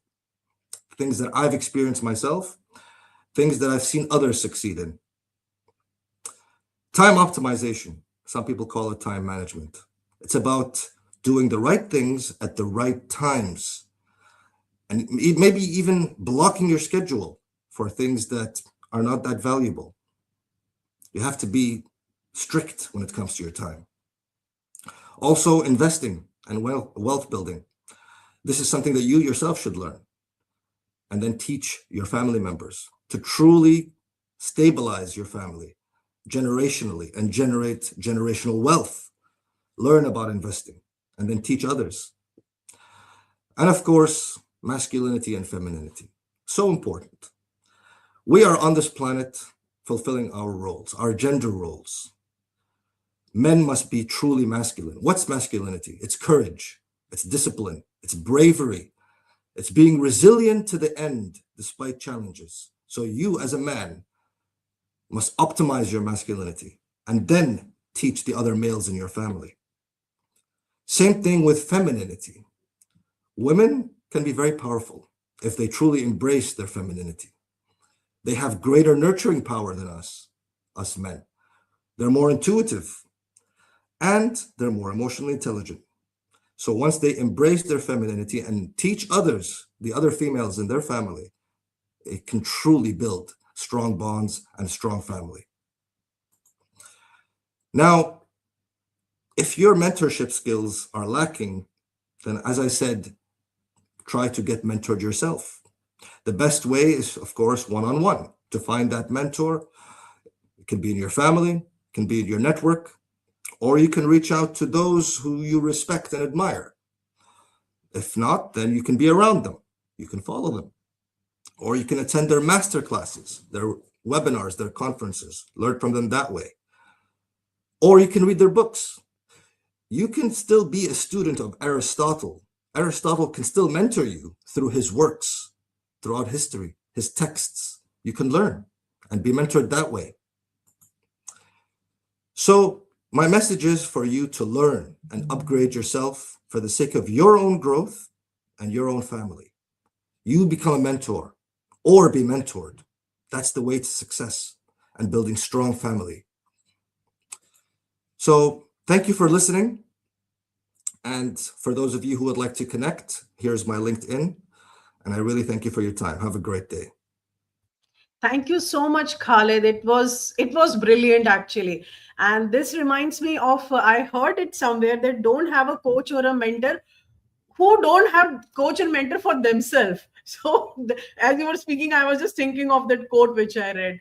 And I love when you mention about that we can still learn from Aristotle. So I quickly went and picked some of the books which I love. Like, this is the autobiography of Nelson Mandela, one of my favorite. Then this book, The Pele, I have read almost 10 times. I simply love this book, the way he has written. So yes, we learn a lot of things from all these people. And another, my favorite one is the Gary Kasparov's The Chess Book, How Life Imitates. I think it's on screen, it's reverse order. But yeah, what you're saying completely makes sense, that there is so much to learn and mentorship is the best way to learn, especially for families. Absolutely. And I've learned a lot from you as well, Neetu. Thank you so much. Thank you. Thank you. You know, and what I like the most about is that how you connected, because normally when we think of mentorship, it's like something external, but you have beautifully put into the very fabric of the family, that how parents, mom and dad, they can do mentoring, how we can have siblings, like the elder brothers and sister can mentor their younger ones. So I made it doing that. Thank you so much for your time today. My pleasure. Have a great day. And with this one, we are moving to the next track, which is about money. So money we are going to talk about, and we have a very special guest with us today. She is expert into finance and taxation both. So let me introduce her to you. One of the most beautiful person I have seen. We got connected on LinkedIn. Elisa Maria. She is a group tax manager of the Senate Group. Elisa is an experienced international tax professional with a proven track record in managing complex cross-border tax regulations and merger and acquisition transactions. She's an expert in translating intricate tax requirements into technology-driven solution, optimizing processes to enhance compliance and data availability. With a deep expertise in SAP R3 ERP, SAP S4, HANA, AWS Cloud, Elisa skillfully integrates tech strategies into global business operations, ensuring seamless alignment between techs and technology. And how it is related to family, that's the beauty of this session, because she's talking about family first legacy always, how the taxation and finances, it's very much deeply rooted in family. So let's listen from her and understand and make notes. Thank you so much, Elisa, for joining us today. Thank you very much, Neetu, for joining. Am I audible? Yes, you are. Okay. Thank you very much. Well, thank you very much for the lovely introduction, and I think it's a right time to talk about certain matters, as this is the year of the family in this great nation, the UAE, that embraces all of us from different cultures, different backgrounds, and of course we are very unique in this environment, as we all have families back home, and we also build a life. And try to progress here with all the fantastic opportunities. And then we are building our wealth, our savings, whatever we want to call it. And I think the need for this topic goes back to when I was a child. I first decided to think what I could do for a living. So I went and gave my parents with different options, and of course they were concerned that being me a daughter, I could have a means to survive on my own in case they would pass away, because they were quite older compared to parenting at the time. So of course I thought, okay, maybe I should be an accountant, and they say, oh yes, that's a very good profession. Then I decided to go into accounting. And when I was about to choose what I was going to do for my thesis, then I was faced what I could do for my thesis, and I was very passionate about taxes.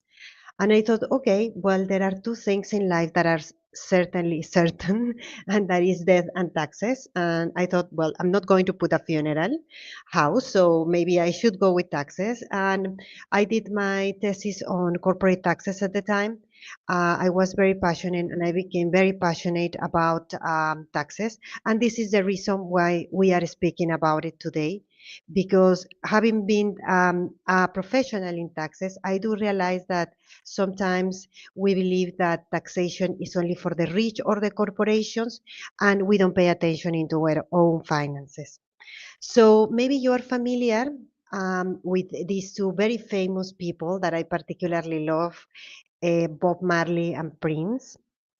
They are, of course, they have in common that they are singers, very famous in their own styles.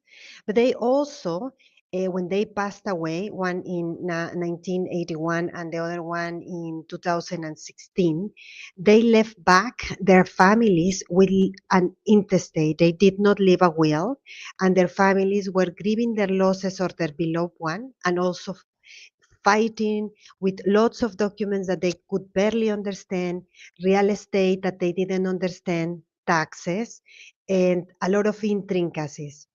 And that leads to the reason why it's important to talk about this topic, and to talk with your family and to bring them all on board. Then maybe you are also familiar with some of the brands here: Nickelodeon, CBS, MTV, show. I mean, when I was a teenager and a child, of course, I grew up with Nickelodeon and MTV videos. So this family was founded by Samir Redstone. He was the patriarch. When he passed away, he had several children and he had married a couple of times. Their family also went into such a legal battle for millions that they spent also millions in lawyers, because he left without a will again, and they almost broke the company. So this is clear examples of what could go wrong. I mean, I'm sure all of these people built their wealth and their legacy for their future generations to enjoy, or simply, their relatives to enjoy. But this went very wrong. So what can we do when we talk about taxes, legacy, inheritance? Well, there is a basic difference. The difference is, when you have an inheritance, your beloved one has already gone away and you are faced with a will. and that will usually comes with a lot of taxes. When doing some research about personal taxes, I was faced with what was the highest taxes that could be in the world. And I was faced with, in some regions, not in all, in some regions of Spain and also some regions of Belgium, it, inheritance taxes could be up to 81%. Imagine, we work our lives here. We are building our little houses and savings in order for us to give them to our children. And then what happens is that maybe if we come from those backgrounds, they will be faced to give away in taxes 80%, right? That would not be nice. And I mean, I'm a tax professional. I do understand taxes bring a lot of wealth to the economy, but also we need to be mindful of the people we love around. Other most fortunate ones, like for example in India, India abolished taxes, I think it was in 1985, taxes for inheritance, and that's very good. Congratulations to all of them. But most of the countries, including UK and some others, they have inheritance taxes that usually range between 35 to 40%. Of course, the spouses usually are exempt, but then the children and the rest of the family, no. And you want your children and your grandchildren to enjoy what you are building with a lot of effort here in the UAE. That's why this comes very important. So that's a big difference between legacy and inheritance. When I prepared this presentation in the beginning, I thought about very tax dimension, like for example, control, time, cash flow, ownership, the geography of that, and then need to say, okay, probably the people that are going to be attending with their families, they are not very much into very technical words. And I thought, okay, fair enough. And that's what happens when you are in taxes and you are a technical person. But I thought, okay, I think everybody, including myself, if I were not a tax professional, I could definitely relate to statements such as, for example, my parents have a house in my country back home. My children were born in the UAE. Maybe some of you have a property here, a mortgage you are paying from your salary, you are paying your mortgage monthly. Or maybe you are not wealthy and you are just saving, and that's also fine. And I think that's the important thing because by planning correctly your taxation in your legacy, in your succession, you will be able to combine all of this and mitigate the risk for the future to have unwanted, you know, law firms involved, unwanted cash flows that you have to pay, or well, your family has to pay on your behalf once you have passed away.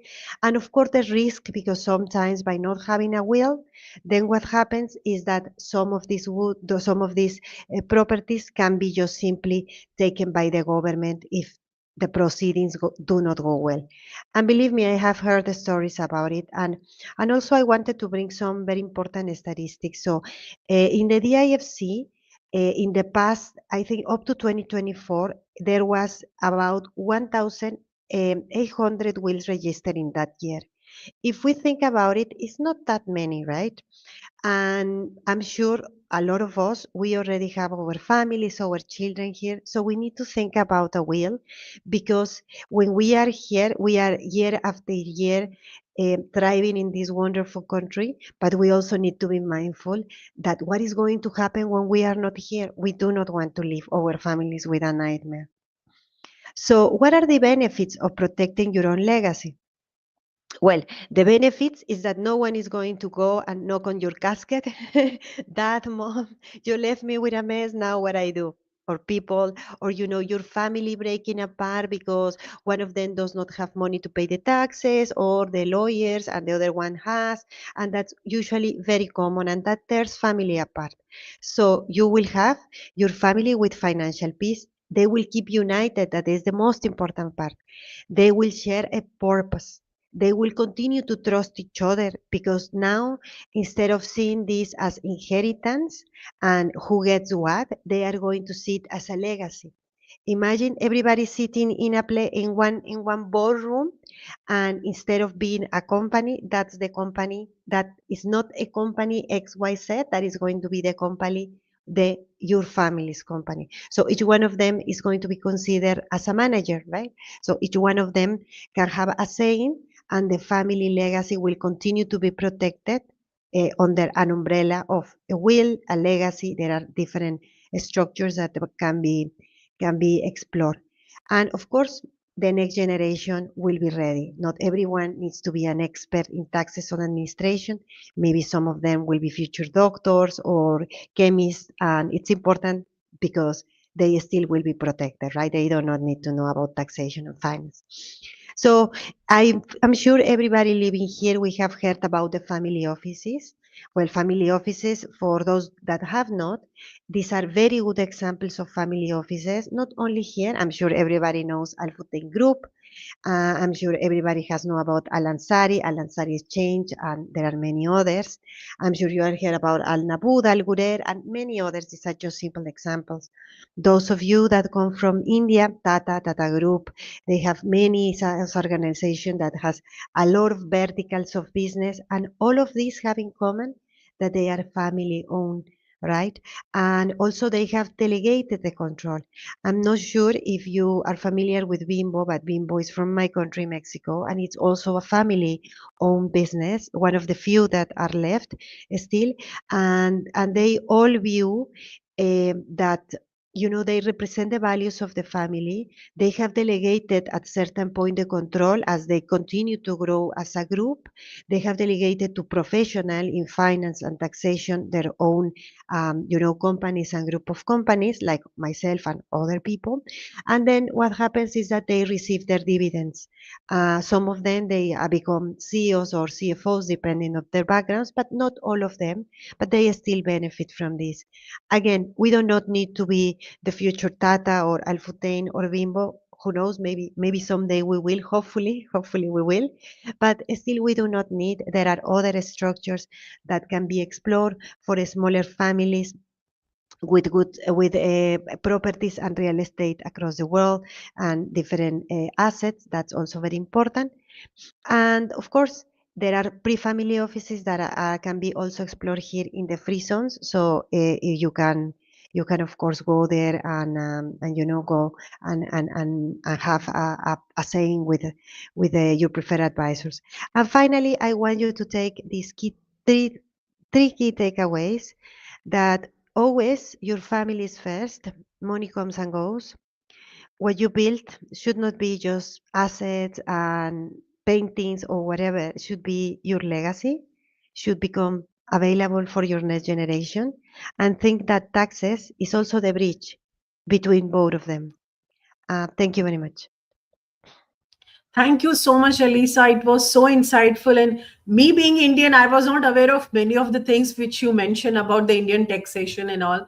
And we don't realize the value of what you're saying until some problem comes. So I think as a family, this is important for all audience. Please make notes of all whatever speakers are saying and share with your friends and family and follow them, because they are giving the essence of their 20, 30 years of experience in just 10 or 15 minutes, which you'll not get anywhere else. Like Elisa, she's expert in global taxation and merger and acquisition and all these things. So she sees things from the bigger perspective. What could possibly go wrong and how it can impact a company and a family. So thank you so much, Elisa. It was brilliant. It was wonderful. Thank you so much, Neetu, and I hope that you found some value. Thank you, guys. Enjoy your day. Yes, thanks a lot. And now we will move to one of the most hot topic of our discussion, which is like very hot topic currently. Everyone is talking about AI. So let's deep dive into. We have two sessions by two experts in AI. So the first session is by Anuj Saxena, and he's a well-known person when it comes to AI. He's executive advisor and enterprise digital transformation leader. Anuj has an extensive experience leading AI, cloud, SaaS driven transformation across industries and regions. He ensures strategy translation into adoption, outcomes, and measurable business impact. So he sees AI from a bigger perspective. He partners closely with executive teams to drive $1 million expansion, align sales, technology, and C-suite, and build trust that mobilizes across functional teams for enterprise scale success. And he's going to share with us something super interesting and a bit scary for all parents. Parenting Generation a guide for working families. Because this generation is the first generation of AI. So, how, as a parent and as a family, what we can do about it. Thank you so much, Anuj, for joining us today. Thank you, Neetu. So I know we've all had discussions at our home about mobile use and what we can do to help our kids navigate that. But what we are realizing nowadays is that there is another big topic which has come, which is on AI. It's not just in our workplaces, but it's also something which is coming in our how our kids are interacting with it. So this presentation is an attempt to get those conversations started and give parents some thoughts that they can start thinking on. And if you can go ahead and start having those conversations, then this would be really successful. So to start off with, I will share something which is very real. I mean, this is a simple conversation which happened online. It could be between my daughter and her friend asking if she's having a play date, if she can come over, or us asking any of our friends. Only that it's not. This is a conversation between an AI chatbot and a 14-year-old boy asking him that he can come home. What happened was that while his 2 and 5-year-old siblings slept in the room next and parents saw TV and the AI was chatting with him, the boy killed himself.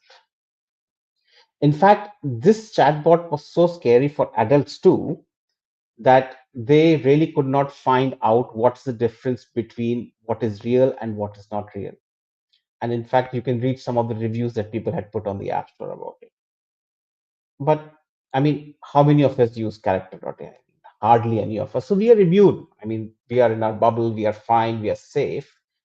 But I'll just show you another conversation, which again is not something that happened in a corner in some chat room or somewhere else, but it again happened in a house with children, just like yours and mine. This was a conversation between a child and a Gen AI tool where he kept on confiding his feelings about self harm. And the chatbot, instead of guiding him to professional help or to talk to his parents, asked him to not to do that, which eventually led to the boy killing himself. But what really should scare us is that mostly as parents, is that it's not the parents' fault. They gave a tool to the kid to be able to get more productive, to be able to understand more, to complete school assignments. They had no idea that the child was in fact speaking to the to ChatGPT and giving their deepest feelings and taking advice for it and even believing in it. So today's conversation is not so much about creating panic or blaming AI or anything. I mean, it has to be something more uncomfortable. It's about us as parents. Do we really understand AI and how our kids are using it? And are we able to guide them? So the first question that really comes to all the parents' houses, I mean, what do we do? We have so many things. We are working parents. We are trying to help them in whatever way we can. We're putting them to the best of schools, trying to guide them. But how do we help them navigate with AI? I mean, it's so new that even professionals are trying to get their head around how it works and how it responds. So how do we help kids in such a scenario?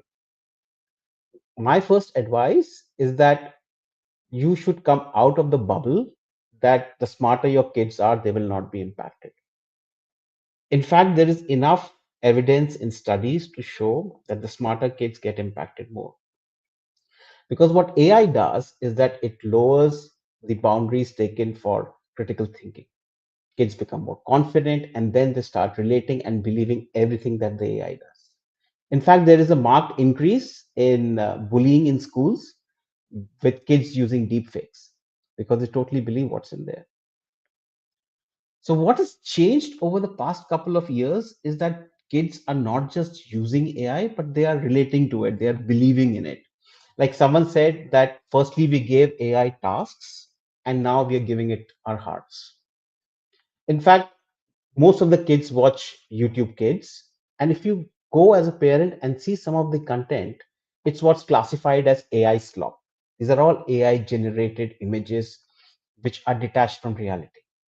Kids are learning how world works according to them. Is that fair?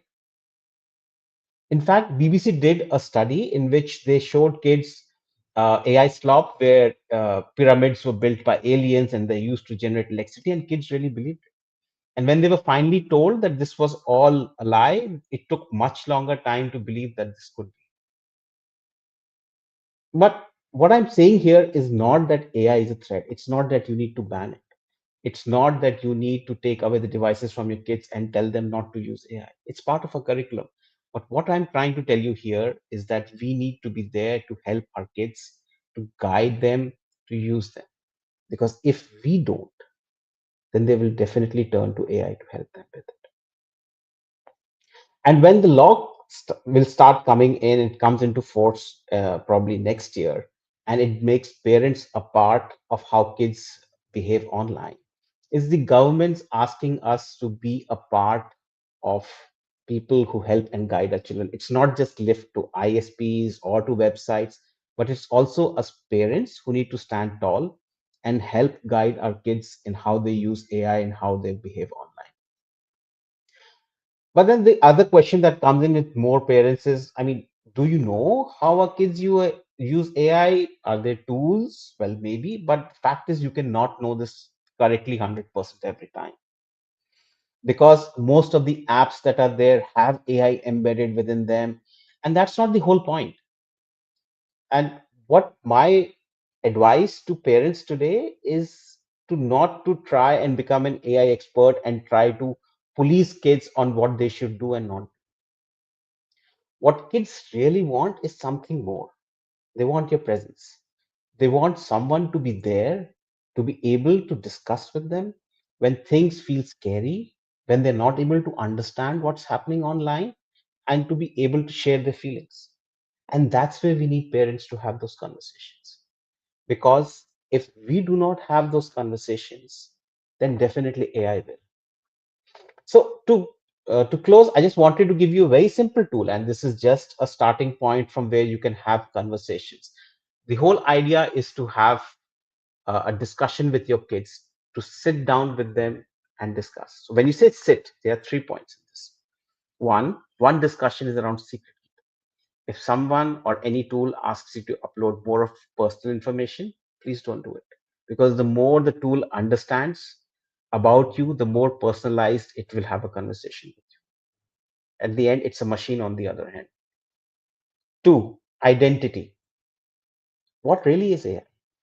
It's just a machine which is coming up with the next most probabilistic word. It's not really understanding you or your feelings. It's there, which is monetized to be able to keep you engaged. It's not someone you could take an advice from. Most importantly, truth.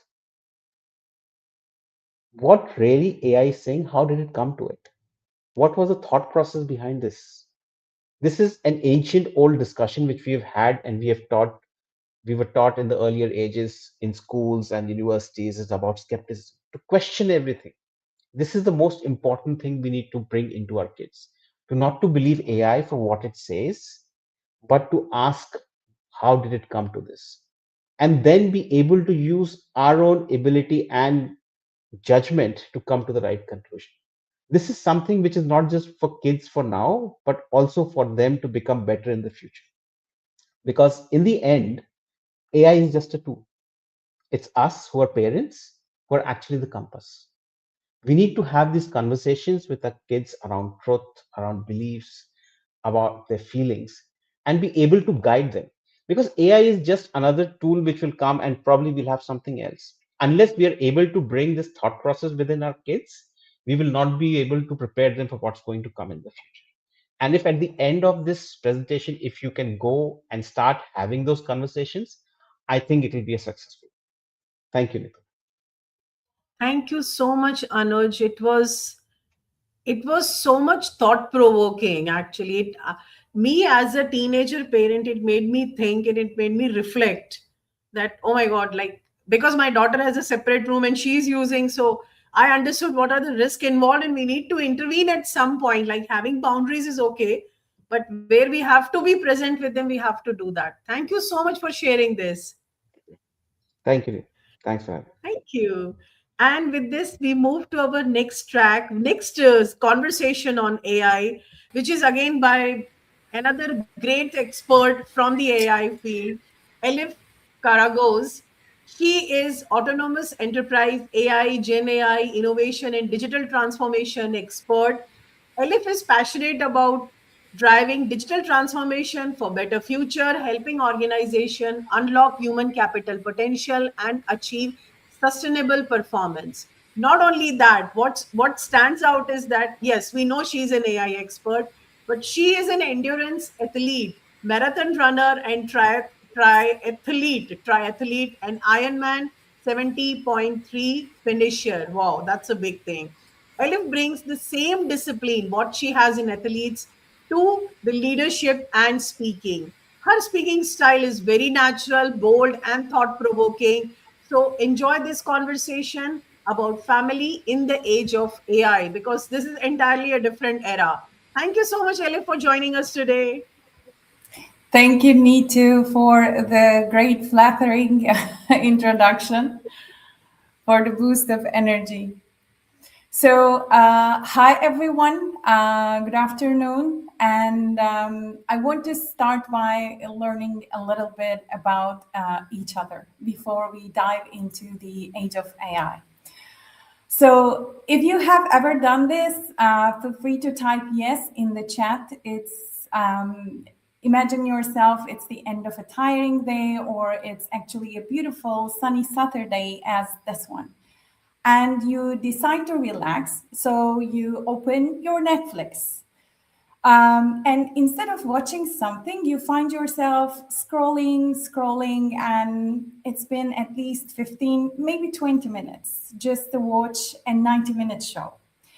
And instead of feeling relaxed, you even slightly feel frustrated because finding something to watch should not be this hard, right? Okay, yeah, it's nice to see people are commenting yes. It's nice to know that I am not alone. So then let me make another guess. If you are subscribed to more than one streaming platform, drop another yes to the chat and feel free to make it in capital letters this time. Because when one platform doesn't give the desired experience, we add another. More options, more choices, and yet still truly not satisfied. This small frustration and dissatisfaction aren't really actually about entertainment.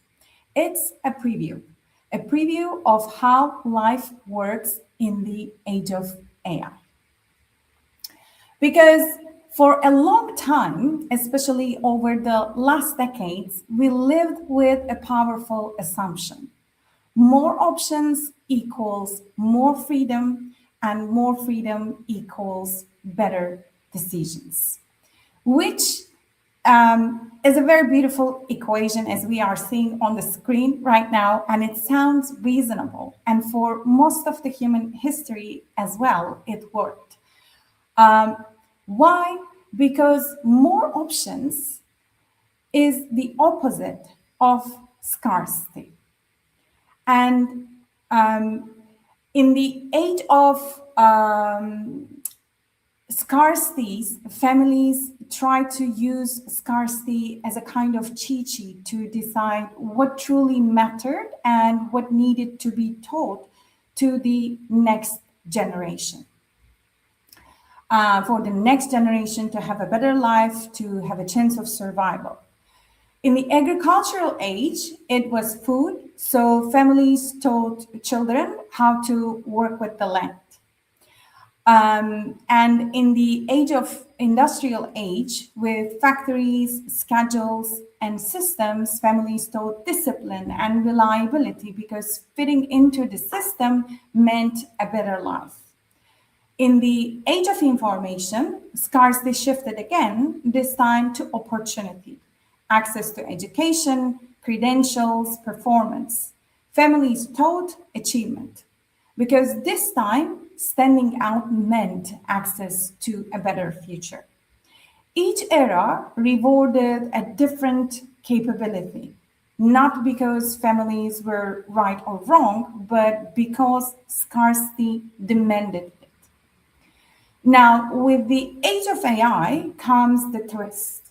For the first time in history, families and their children, and as majority of the humanity, we are not primarily navigating scarcity. We are navigating abundance. And AI is accelerating and will continue to accelerate this abundance at an exponential speed. AI makes information abundant, AI multiplies options and opportunities. By logic, living a good life in a world of abundance should be easier and more likely, but it isn't. And at this time, I can almost hear my grandmother from above and my parents over the phone saying, you should feel lucky, you should be happy. When we were at your age, we didn't have any of these options. Everything is easier for you. And they are not wrong. So let me be clear on this. This is not a complaint that is born out of being spoiled. Because what we are struggling with is not a moral failure. It's a cognitive one. And psychology has been warning us about it for decades. At the very moment, economics, we're still celebrating more options is going to be better. So, which psychologist asked a simple question, but an unsettling one. Does having more options improve decision quality and satisfaction, or does it create friction and causing paralysis and quietly reduce action? What they did in the year 2000 to test this, they designed what later became famously known as the GEM experiment. So in a supermarket setting, on one day, shoppers were presented with 6 different types of gem, and on the other day, they were presented with 24 different types of gem. The results were striking. When people encountered with the display of 24 options, many more stopped and looked. They were simply drawn in. But when it came time to actually choose and buy, very few people bought anything. The smaller display, on the other hand, with 6 different types of gem, did the opposite. Fewer people stopped, but many more actually chose and purchased. So abundance of options did 2 things at the same time. The first is it captured attention, even from the people with no intention to act. And the second is it made choosing harder, even for those who genuinely wanted to choose. And it's important to remember this. GEM is a low-stakes decision. There are no long-term consequences associated. There is no identity attached, no fear of regret. But even there, more options created noise and led to unnecessary friction and reduced action. So what does the GEM study ultimately shows us? Not that abundance is a mistake. It shows that abundance changes how the human mind works. When options multiply, attention increases, but action declines. The brain spends more effort evaluating and left with less energy and more anxiety for deciding. So now imagine being born into this dynamic where the same mechanism shapes your relationship with education, careers, relationship, identity, and purpose. This is the environment and psychology the next generation is growing up in. Not a world of scarcity, but a world where infinite types of gem is constantly capturing attention and agency is quietly eroded into paralysis. Therefore, in the age of AI, the most critical human capability is no longer access, it is agency. And agency is the ability to choose intentionally without exhaustion. And because scarcity no longer does this work for us, for the families, as in the previous ages of agriculture, industry, or information, families must take on that role. But how?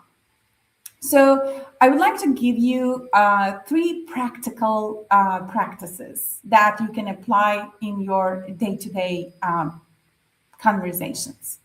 First, name what matters out loud.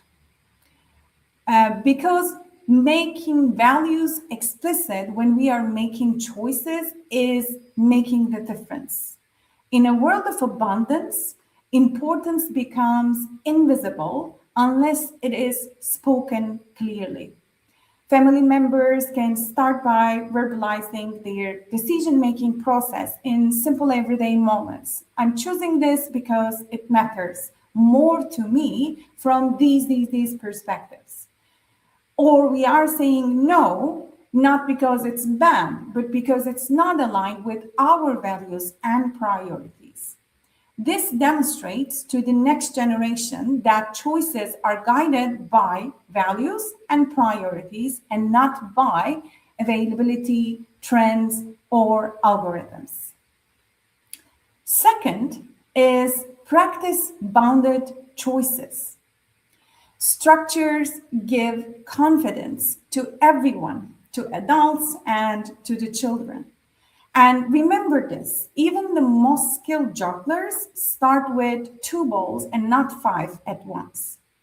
So instead of asking to your children, such as, what do you want to do? Offer, would you like option A or option B? This helps reduce cognitive load and builds decision confidence without removing the autonomy from the children. And third, last but not least, which is the glue that is connecting first two practices as well. Separating attention from intention, giving them and allowing them to have a pause before choosing. Follow up with simple questions when you have offered them with options. I'm curious, what drove you to choose this over the other? Is this helping you to rest, learn, connect, or just distract? So families need to help with separating the attention from intention, creating a space where choosing becomes intentional. So this matters because agency doesn't emerge from being told what to do. It emerges in the pause before a choice. So I want to leave you with a scene. A young man sits on a bench, confused, searching, unsure. I'm 100% most of you know he is Neo. And an older woman sits beside him, calm, grounded, oracle. She doesn't give him a lecture. She doesn't tell him what the future holds. She simply offers a small red candy. The choice is his, not because the options disappeared, but because the space around the choice became quiet. That is the difference. So in summary, in the age of AI, where options expand endlessly, families must become that presence of pause. Not the predictor of outcomes, not the controller of direction, not the voice that overwhelms with advice, but stabilizing the space where choice becomes intentional, where noise slows down, where evaluation doesn't become an exhaustion. So the agency is protected because the critical human capability is no longer accessed in the age of AI. It is agency, the ability to choose without paralysis, without losing oneself in infinite jars of gin. And it begins at home. So thank you very much. And please feel free to connect with me on LinkedIn to have further conversations if you would like to on AI, family, age of AI transformation. And thanks for this opportunity, Neetu. Thank you so much, Elif. And I like what you mentioned that even the experienced jugglers, they start with two balls only.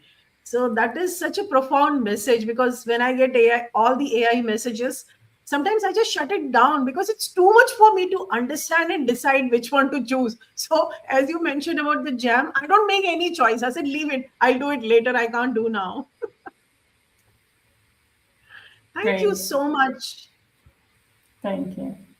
Elif, it was really insightful, and we got a lot of comments actually about the conversation. So thanks a lot for your time and sharing your expertise.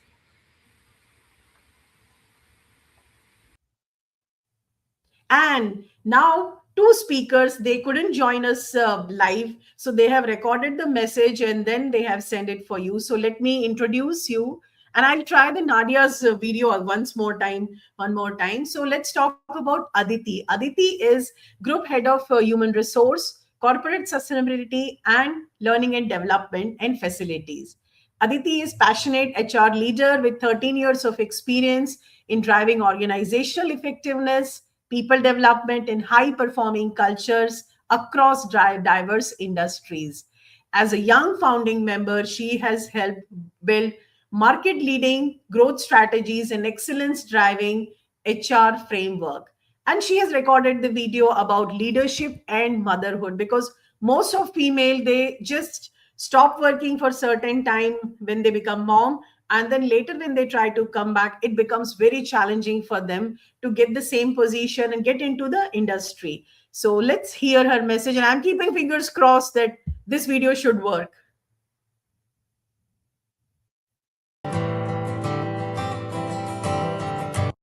Hello everyone. Today I'm here as a parent, partner and a professional because in real life these roles doesn't exist separately. So today I want to share with you my learning through experiences.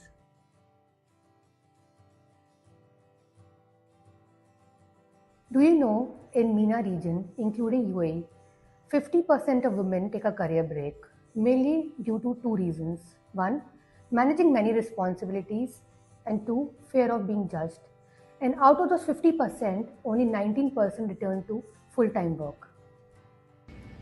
Trust me, when I was also returning to work after a 3-year career break due to motherhood, I had the same question in my mind. How will I manage all the roles? As there will be a constant judgment at home or at workplace. For the longest time, I believed that being strong meant handling everything independently, and there I was wrong. Strong people seek help, and the support and help that I got is from my husband.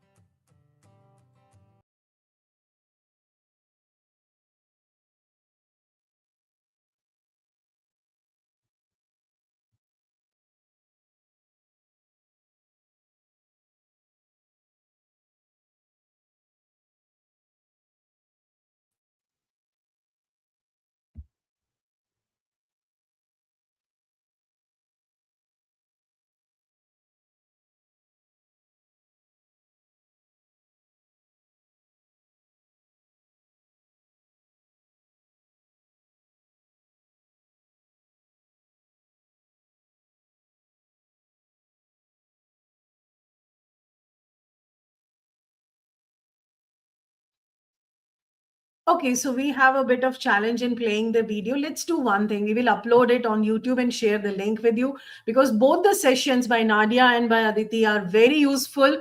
But unfortunately, we are not able to play them here. So that's perfectly fine. And I want to say that thank you so much for joining us today. I know it was a bit of a long conference, but this is just the beginning. We have a lot of events planned for on the same theme, the year of family. So stay tuned. In our comments, I have shared the link of all our speakers. Follow them, see their work. They are doing brilliantly in their field, so you will learn a lot. Thank you so much. Thanks a lot for joining. Enjoy your weekend.